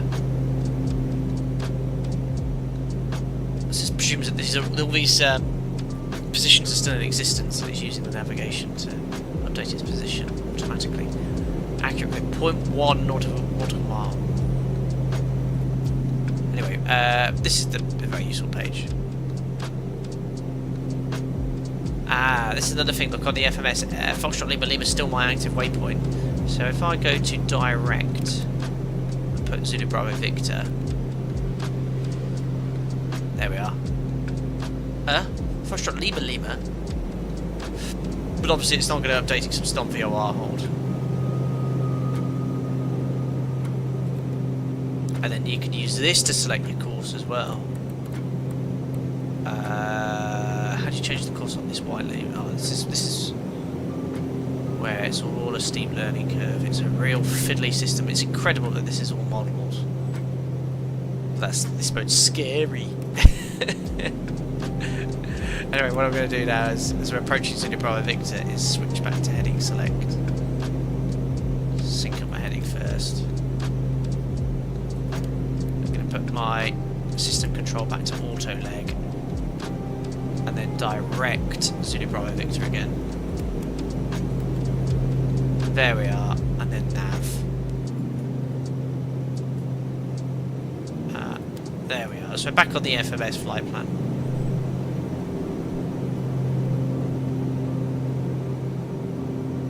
Perfect. How's your sleep schedule these days? Not really much has changed, Matt Selly. We've obviously a young daughter at home. Joe takes off a lot of load from me when I'm at work, so she'll do the feeds at night. When I'm on my days off, I'll do a few feeds, but daughter's now coming up to just over 2.5 months old, and she has gone to only having 1 feed at night, which is great. So she'll have 150 mil now. I don't know if you're a dad or parents. Is parents in the chat? Put their hands up. She'll have a feed every 3 or 4 hours during the day, and then she'll have 1 more feed at 9, 10 o'clock. So we'll go to about 4 or 5 in the morning. So that's sleep schedule. You know, just have to deal with that. But yeah, sleeping really well. I'm very lucky. Go to bed straight away. Sleep. So this little island of Florida, South Bimini Bay. You can see it over the nose here. Oh, Microsoft Flight Sim 2024 is beautiful. Actually, what's the weather in our destination? 14010. Perfect. ILS 14 it is. Which will set up once we get past Zulu Bravo Victor. And we'll put the nav source back to FMS now. Oops, I just realised I wasn't on FMS, so I actually would have carried on in a straight line. There we go. Oh, that was it. That's what I forgot to do at the start of the sectors, but how much fuel you had on board. God, so much. It's very fiddly. So many little things to do. Trip planning. Just got to play it, guys.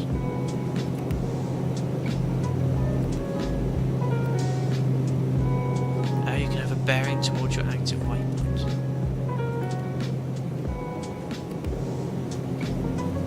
Oh, just realised the weather and radar display wasn't on my ND. Just make sure the tilt's on auto. So radar control. Next page. Auto tilt on.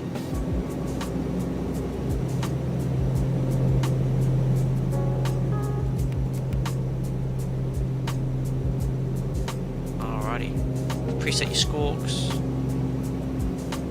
Directs we know about. Nav. I'm going to put these back to automatic now. So now it's going to automatically tune my nav aids as required. Am I right in thinking it's using the nav aids and DME to automatically update its position as well?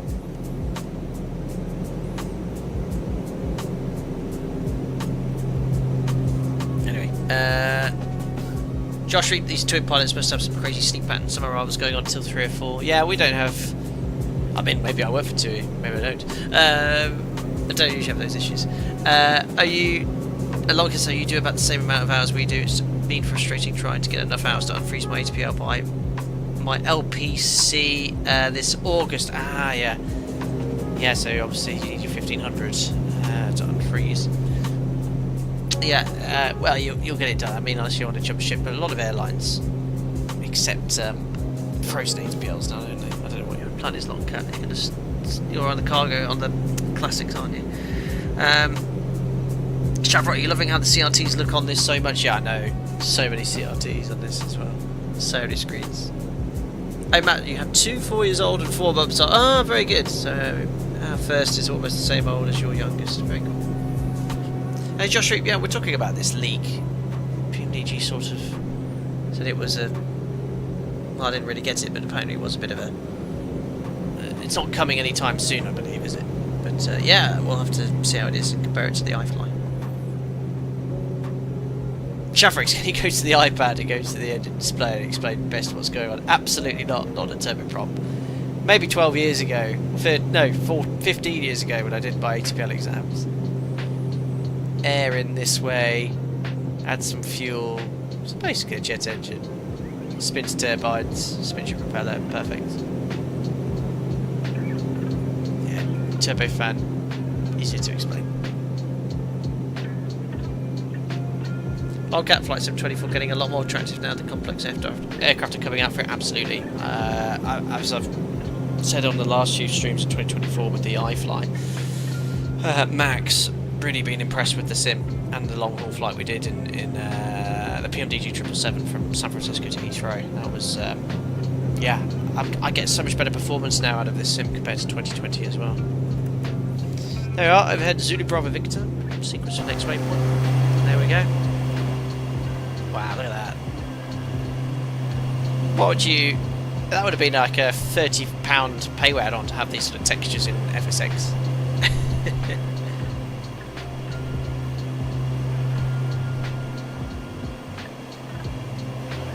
Josh Root, do pilots ever question themselves? Quite a broad question, but in terms of if they feel qualified enough.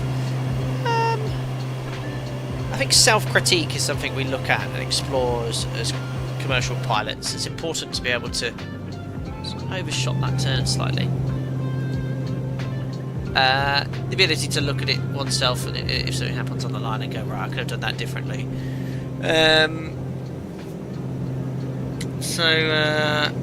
But yeah, you know, one of the things we train, and it was the same for me when you become a new captain, they say after you've passed your command check now you really begin to learn. You do, and I remember my first day as a captain on the line. I've told this story before. I remember I was at a base in the hotel. My first day as captain, I had quite a long day, and I looked myself in the mirror with my 4 stripes on my shoulders for the first time. I looked in the mirror and just said, "You're an absolute prat." Yeah, she was like, "Can I actually? Are you up for this? Do you think you could do it?" Sorry, I'm not concentrating on my routing here. Why are we going in this direction? FMS also. Runway 14. Hey.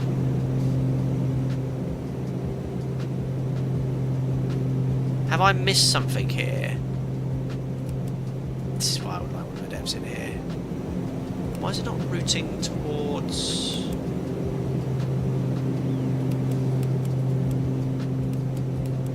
Zulu should be going, guys, too. Why is it... Can someone explain why it's gone east? I should be routing direct to Zulu Quebec Alpha. Have I missed something here, or is this an issue with the aircraft? What's my roll mode? I'm in nav. FMS1 runway 14.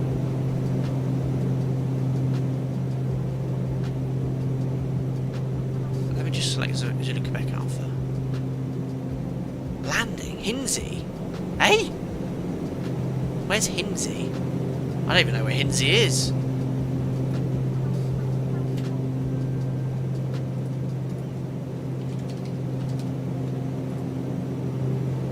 That's not even on my fly plan. Fair. Well, Hinsey's there, apparently. But anyway, look, we're on our final leg. I don't know where it was going before. Anyway, let's get back on our correct routing. I think this is an airway, isn't it? Yeah, let's get on the correct routing. So 116 radial from Zulu Bravo Victor. So let's 1167. So let's go here to nav source VOR1 course 116. Oh, I can't see it. Stupid waypoints here. Oh. How do I delete? Can't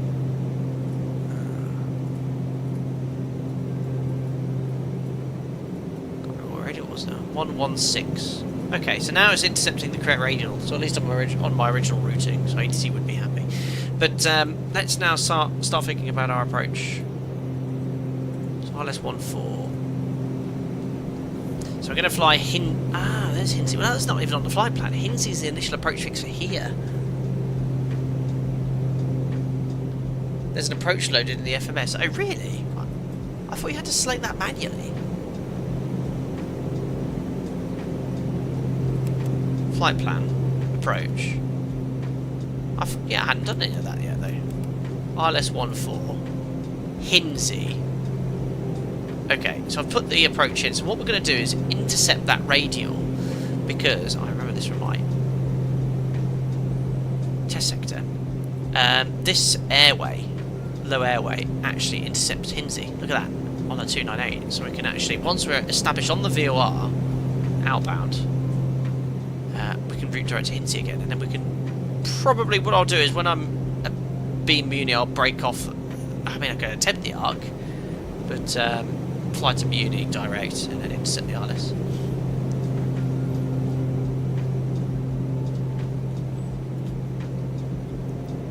But I don't know why it put the approach in, because I haven't done that yet. Yeah, I think taking this onto Vansim could be quite a laugh. I think we should do it on a busy Vansim event for your entertainment, ladies and gentlemen. But Aerosoft have also sent me their Hamburg scenery for X-Plane 12, which I'd like to fly into next week. What aircraft we'll take, I do not know. I've just sneezed, but I muted the mic, but I'm just looking for a tissue. I'll just be back in 10 seconds, guys.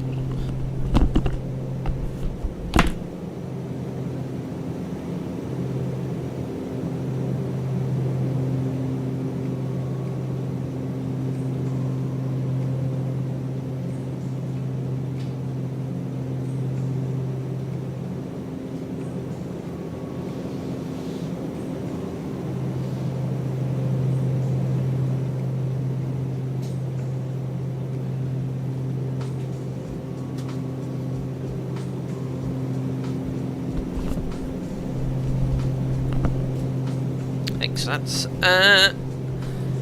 How's our navigating going? Oh, I'm not in any roll mode. I should be on nav here. Whoops. There we are. So now we're intercepting that radar, which I've just crossed. Perfect. Mic successfully unmuted. Never muted it.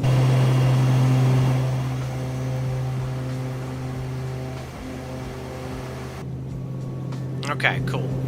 So once we get established on this radial, we'll route direct to Hinsey again. But we need to start thinking about our descent as well. So Hinsey is 93 miles away. So what we're going to do is go to the VNAV button. Okay, it doesn't have VNAV that'll actually sort of pitch for you, but it'll give you target rates of descent. So let's say at Hinsey, well, 2,000 feet is the minimum. We don't want to be that low. I'd say let's put 4,000 feet at Hinsey.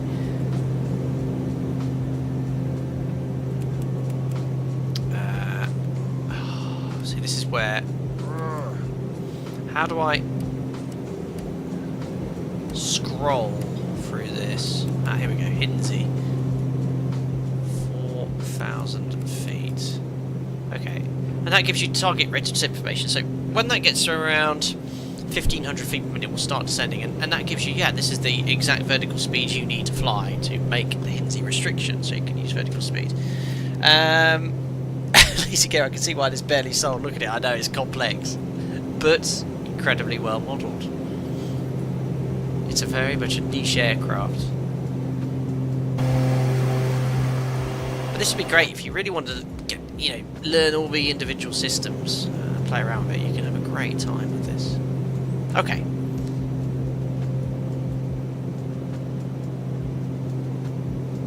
So let's just make sure.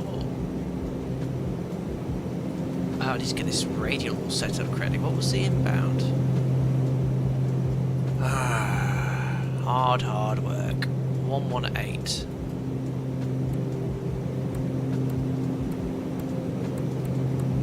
That was if I set the right radial. That should coincide with Hinsey. I think we just need to start our descent here as well.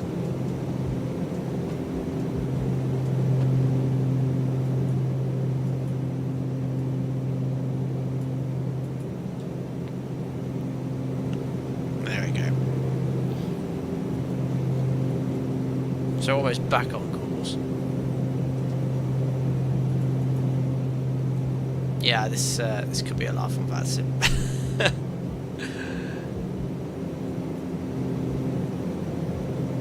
But we are going quite fast. What's our ground speed? 308 knots. Quick. Okay, cool. Now we're established on the airway, so now the direct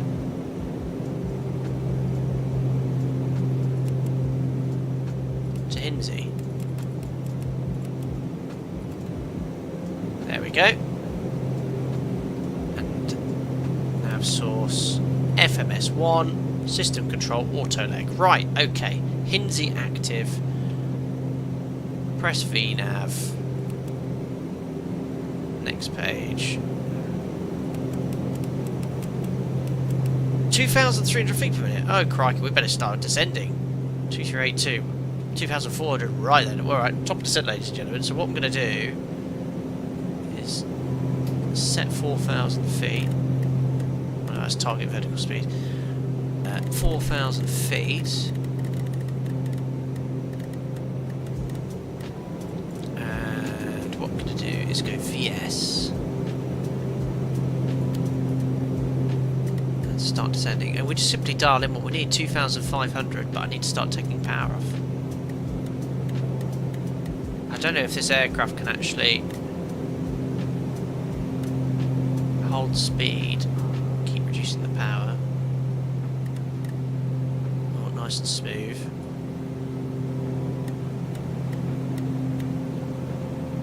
Okay, there's 2,500 feet per minute. And it's holding the speed just about. Perfect. There's no auto throttle. And that should pray at 2,500, 2,508. Pretty cool. That should stay pretty stagnant. So I've reduced power quite a bit there. And to maintain 200 knots. Seems like a sensible descent speed. Down we go. So, what I'm going to do is put the... Oh look, I have the gear light illuminates.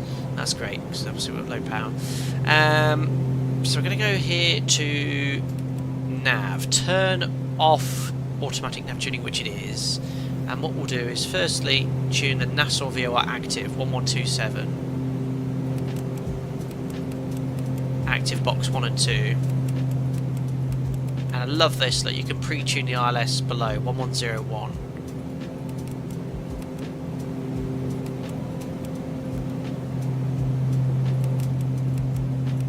So I've tuned the active VOR. So there you go. Zulu Quebec Alpha, 53 miles to run.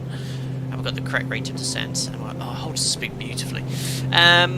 Course then, 143. We can set these courses straight. Okay. Ooh, can you set the courses now? I think we're going to have to switch the nav source over to... I think you have to do this in the dash A. So what I'm going to do is temporarily match the heading. Just go to heading select so we don't deviate. Let's switch to VOR1. Set the courses now. We need 143 for the ILS. And Jim, he's obviously got his own FMS to update. But what I'll do, I'll go to VOR1 for him and also put the course of 143. So frequencies and courses are tuned. Now I've done that, I'll go back to FMS1 and then select nav. Minimums. Let's have a look here. CATC, we'll just set that. 232 on the MDA. So we've got that up here. MDA. We are on the PFD. 240, we'll set them. We'll self-position, but prior to Hinsey, I'll route direct to Mooney. Screw doing a DME arc on this for the first of a time. And then once they're there, set the ILS. No terrain, 1500 feet. Runway 14, long, 3,300 meters. No issue in this aircraft. We'll vacate. Nice and simple, guys, for the first ever flight. Cody, yeah, we're talking about that. Not sure what was going on, why it was put on their site and then released, and then removed again. Who I knows what's going on. Lazy, even the fingerprints on the CRT. Did they model a microfiber? No, you've got to deal with the prints, I'm afraid. Joshy, no problem. I hope your barbecue went well at the Aero Club. Long cap, big fat propellers make great air brakes. Lol, shouldn't be too hard to CDA it. Oh, I'll do my best. Well, 4,000 feet level at Hinsey.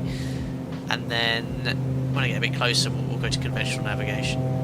Oh yeah, we'll see altimeter in how do you pronounce this? Nassau. I think someone told me earlier. Altimeter is 3007.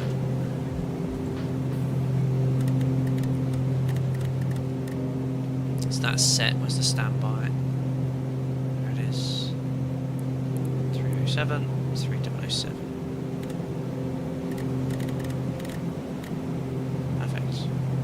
The descent checks. So climb, cruise we all did. Sync the propeller I did. Cruise, climb power we set. Water feather I turned it off already. Didn't I? Yes. Engine display we're monitoring descent. Pressurization altitude 500 feet above landing. Oh, it's sea level, isn't it? So let's just put this to as low as it goes, I guess. 15,000, or cabin altitude 0, 500 feet above. That's cabin altitude. 500 feet above what? Pressure, is that 500 feet? It must be cabin altitude because there's no other option. Can't go below 15,000 feet. Let's do that. Power lights as required. Great. Before landing. That's the next checklist. Let's take a bit more power off. Can he go into beta and fly? Oh yeah. Oh, is that? Oh! That's probably not done anything good. It's all good. It's all good. I'll ask that question again. Can you go into beta in flight? I think the answer is no. Those engines might have just detached themselves from the aircraft. That didn't sound good. Turboprop pilots. Good, Josh.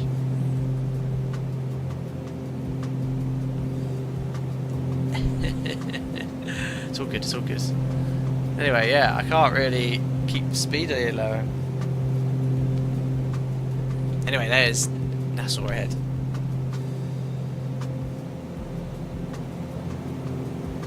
like a king. Well, I don't know anything about a king called Nassau. You can see it's accelerating. I suppose one thing I could do to add some drag is make this less fine. That's helped slightly.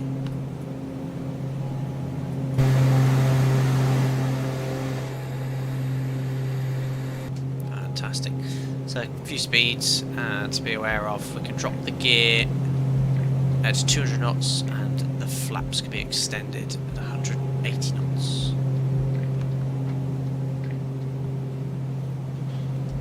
Lauren, you know more than me. There are 10,000 feet for 4,000. We're going to be at Hinsey in 3 minutes. So let's just increase the zoom. That's a bit of a better picture of what's going on. Put the lights on. Taxi, nose, wing. I guess they'll only light on when the gear comes down. Okay.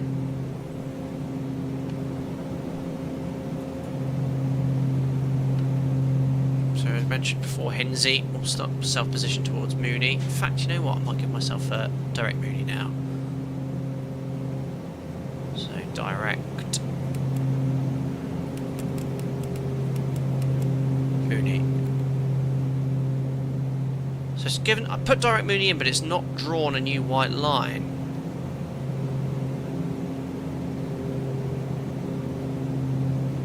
Right, let's start reducing our vertical speed. 2,000 feet per minute will do. See, I put direct Mooney, it says Mooney active, but it's not flying direct to Mooney. I've got nav engaged, I've got system control auto leg, and on FMS1. So is this a bug, or is it actually not? Have I done something here? So I put Mooney as the active waypoint, you can see it's magenta.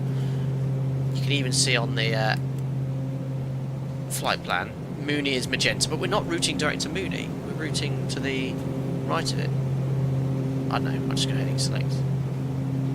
Anyway, let's can't reduce it. I'm already at flight, aren't I? There we are. So we're gonna self-position now. Sync the heading select.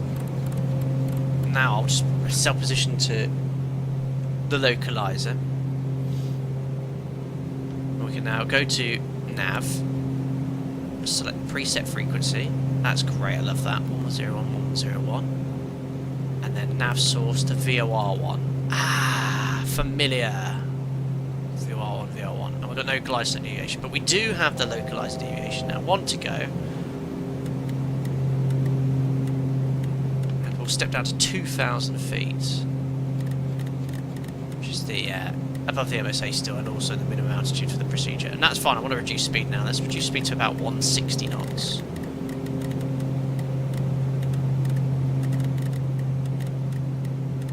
Ascending as well.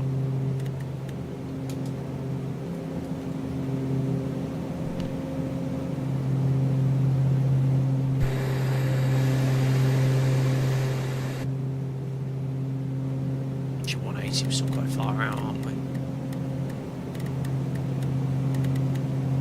I love this fast slow trend, so you can quickly see if we go fast or slow. This is the localized deviation. No glide slope deviation yet. Pretty good position to intercept the ILS. Again, this is just a test sector.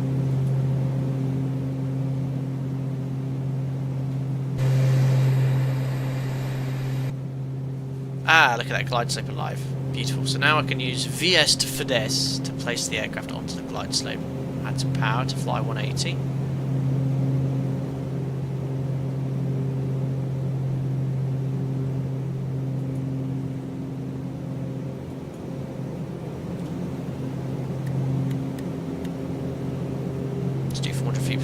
Oh, localizer alive. Nav. Localizer capture. Or not. Well, it has captured it, but quite far out, I think. Lock is active, green, isn't it? And it's turned off the heading that I preset, so... Interesting. I think he's doing a very lazy intercept. want to stay on the heading still. I'm going to unintercept myself. Deselect nav. Heading select. Still quite far out. I'm just basing it off the ND. Look, you can see here's the ND display and then the runway. That was a bit weird. So it intercepted, started turning towards the runway, but it was then just giving myself a really shallow intercept. So you can see the runway here. 1 dot on the glide slope, 180 knots, 3,000 feet, looking good. One cat told you, CDA, no problem. Want to go checked.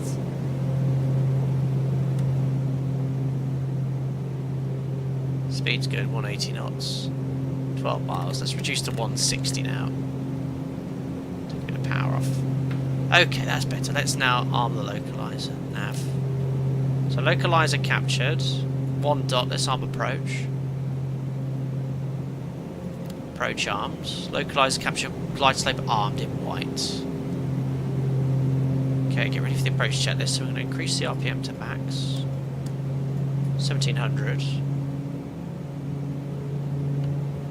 Missed approach, climb 143 to 2,000 feet. Left turn to the VOR and hold. Missed approach altitude to 2,000 feet. Just waiting for glide slope capture. So the props are going amber because it's approaching the maximum RPM. Is that okay? Is that permitted? Now it's red. But I think that's normal. I was watching Nick on some of his test sectors with some of the other streamers. They're always in the red, so I guess it's fine.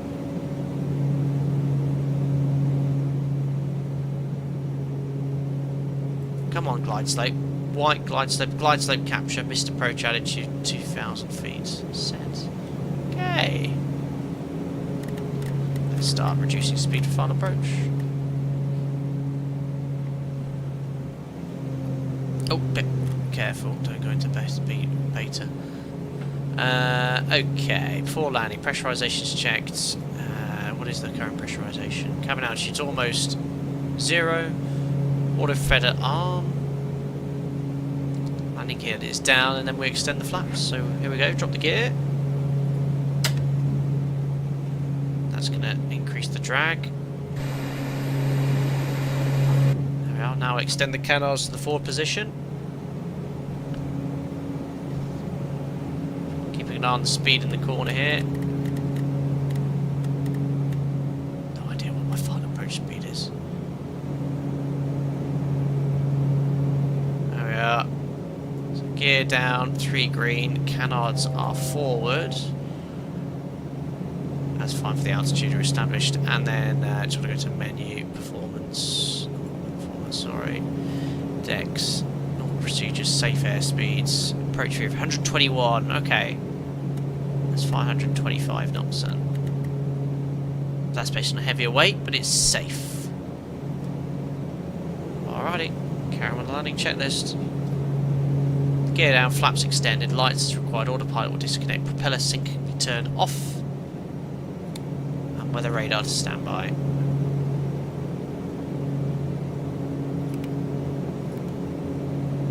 Then yaw dampers off. Normal landing. Power idle. Propeller reverse. Perfect. Right, I think we're all good, guys. Oh, the freshener 300 knots according to V1. Roger. So when do I... So this VREF must be a really... Yeah, it's based on £14,900. So what I'll reduce the speed to 110 then. I want to know what that blue bug is. I think it's changed. Alright, let's disconnect. Wish me luck. Oh no, I just realised my fly live landing calculator's not on. Oh well. Let's see if I can get... Oh, flight recorder on.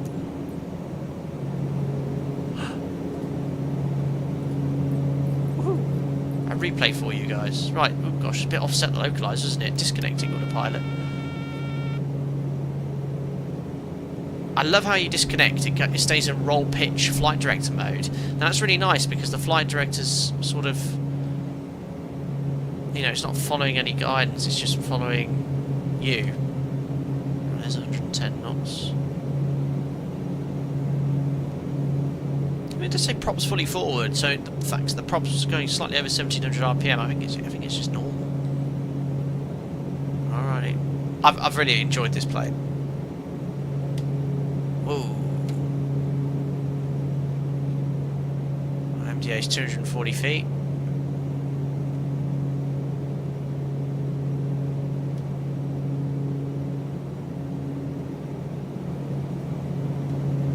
Welcome to the Bahamas. First ever time we've flown here.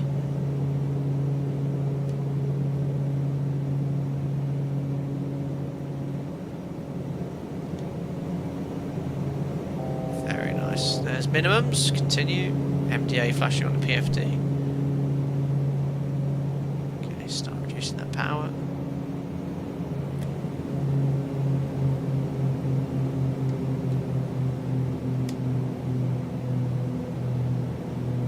Prop's gone red, too low. Alright, it's basically fly to the runway. Oh, I don't know if I meant to go into the beta during the flare, but I did. Oh, there we're down. Into beta. What a butter.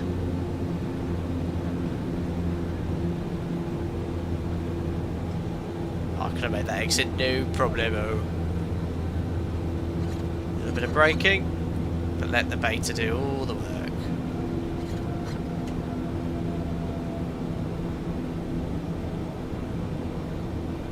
There we are, we'll take this exit here. Ladies and gentlemen, welcome to Nassau, Bahamas, from Orlando, Florida. That was superb. What an add-on. See the canard jumping as well. Alrighty. Flaps retracted. Oh, well, I hope that wasn't too painful to watch, guys.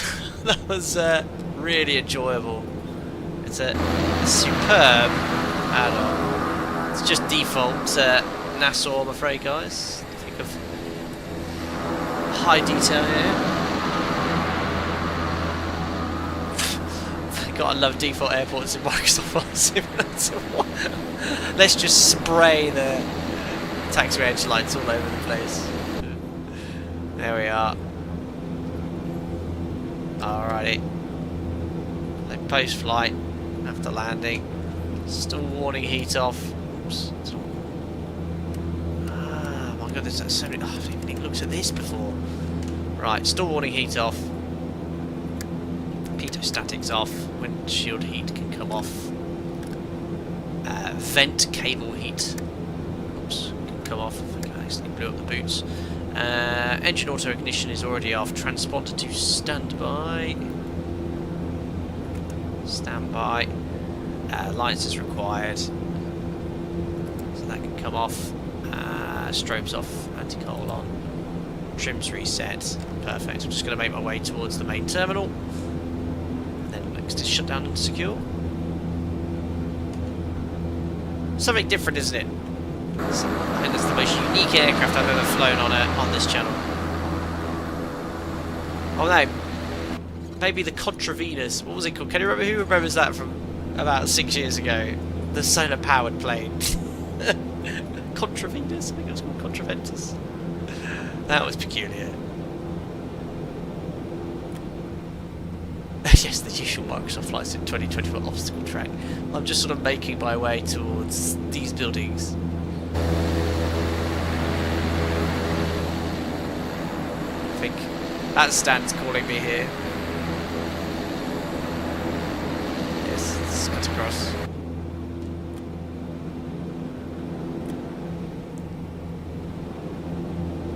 Alrighty. Oh, the T154, that's unique, but this is even more unique. Alright. There we go, let's bring it to a stop there. Alrighty. There we are, parking brake set. So, shut down, parking brake set, oxygen supply push off. Engine ice protection off, windshield heat off, pilot, co-pilot, avionics off. There we are, shuts off those screens. Standby instrument switch can come off. Get rid of those for a second. Oh, don't know what that does. There we are, off. Bleed air valves off. Aircraft's already depressurized. Temperature mode off. Battery charged. Yes, 28 volts. Yeah. ITT stabilised at minimum for 1 minute, which we are. It's about 690 degrees. I guess that's minimum. And then condition levers to fuel cut off, and then propellers will feather.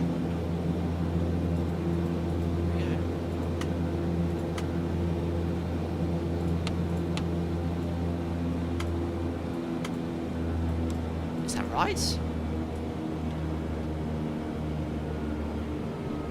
That's what the checklist says. ITT monitor for monitor fuel cutoff, overhead panel switches all off. There we are. ICAS can now come off.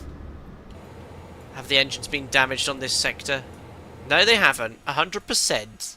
A flawless performance, ladies and gentlemen. Alright, ICAS can then come off, master switches all off, and then you secure the aeroplane, which I'll do. That can come off. Battery. Off. Control locks. Install. Which, oh no, all they're here, look. Control locks. They can come in. I put the pitot probes on, and I need to chock it. Chock. There we are. Shift C. Oh, yes. I'm out my aeroplane. I should have opened that door. There we are. And the chocks are in place, I think. Well, click the chock. There they are. Main chocks are in place. Is it X? Oh, look, you can see. That's quite scary. Look how long my arms are. There we are. What a beautiful machine. What do you think, guys? Do you guys like the Starship? I do. Hard work. And I'm going to fly this aircraft on VATSIM. I want to, for an absolute giggle. In a busy VATSIM event, see what happens. I think I can do it. But there she is, all shut off. You can see the little room for flights running around there. I'm concerned about the length of my arms. There we are. Well, that's that. I'll jump back in the cockpit actually for the sort of ending in there, and we'll go into that view because I think we'll be able to do a replay. But yeah, there we are. We just flew the Black Square Starship for the first time on a live stream. Now, had I done that without having looked at the aircraft, it would have been calamitous. It took me such a long time to at least get the engine started, load up the FMS. Still lots to learn. I think there might have been a quirk or two, maybe a bug or two. Certainly when I was sorting routing towards waypoints and things, I don't know, probably most likely user error, but it doesn't matter. The modelling of this, I barely scratched the surface. I've said that so many times today. And the PDF here, which I briefly showed you, look at 190 pages of detailed manuals. You've got all of this. Look, it even talks about the VLF and Omega navigation and how you can use that. It's no longer in use, but look, you can shoot all of these nav aids and set it all up. Oh my goodness me. So much going on. There's the weather radar, which we couldn't get to work either, but even with the map mode. But yeah, look, it's an incredible add-on. I'd like to say thank you very much to Black Square and Just Flight for sending me a copy at $40. Incredibly good value for money with the level of detail you get here. It's probably the best GA aircraft. Would you call this a GA aircraft? I don't know. Best turbopropped aircraft I've flown in Microsoft Flight Simulator by a considerable mile. I can only compare it to the default ATR, which is okay, but this is amazing. So if you're interested in flying something a bit different, it's available now at the Just Flight site. How many times I've set the channel, I don't know. I think if I don't fly it for a year, it'd probably take me another week to learn how to fly again, but whilst it's reasonably fresh in my mind, as I said, I hope to jump into this on a flight on VATSIM within the next week or so, and then we'll probably put it in my virtual hangar for some time, because it's a hard work aeroplane to fly, but very rewarding once you can get the aircraft from A to B. Anyway, let's call it a day and see if I can get the replay tool to work. I don't think there's any ability to load panel states, guys, so I don't know what's going to happen when I activate the replay. Let's have a look here. So it's still recording, so I'll press that. Let's give it a go. Press play.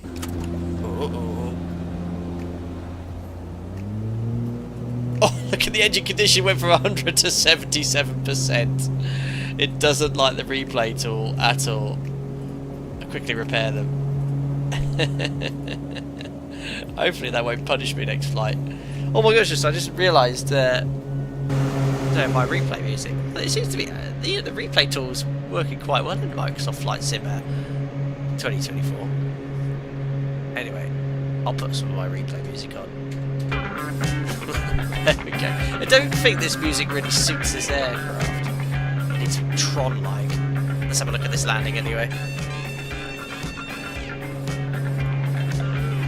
There's the Bahamas. Detail is amazing in Microsoft Flight Sim 2024. Look at that. Wow. So you can see the canards in the extended position.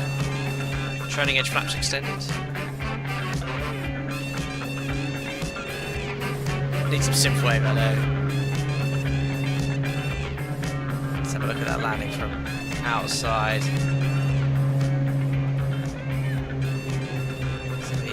I think I might have put it into beta during the flare. I don't know if you're meant to do that or not. I guess I only have to touch down.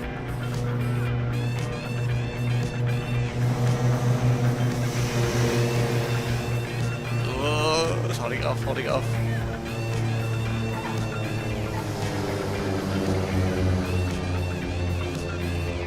Not bad. I'll take it. Sense line tracking was expert.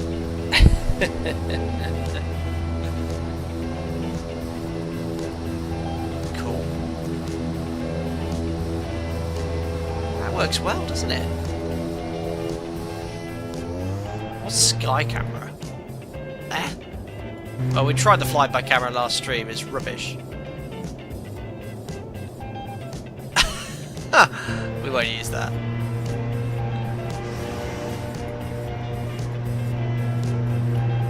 Yeah, it was good sense line tracking.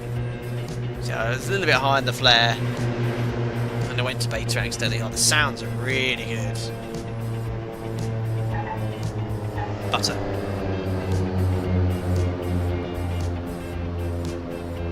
Well, there we go. Right then, I'll pop you in for this wing view for the last little bit of the replay to the landing. There we are. Well, once again, thank you for tuning in to another Flight Sim live stream. Very late here, just about approaching midnight in the UK, so thank you very much if you're in Europe and staying up to watch this stream.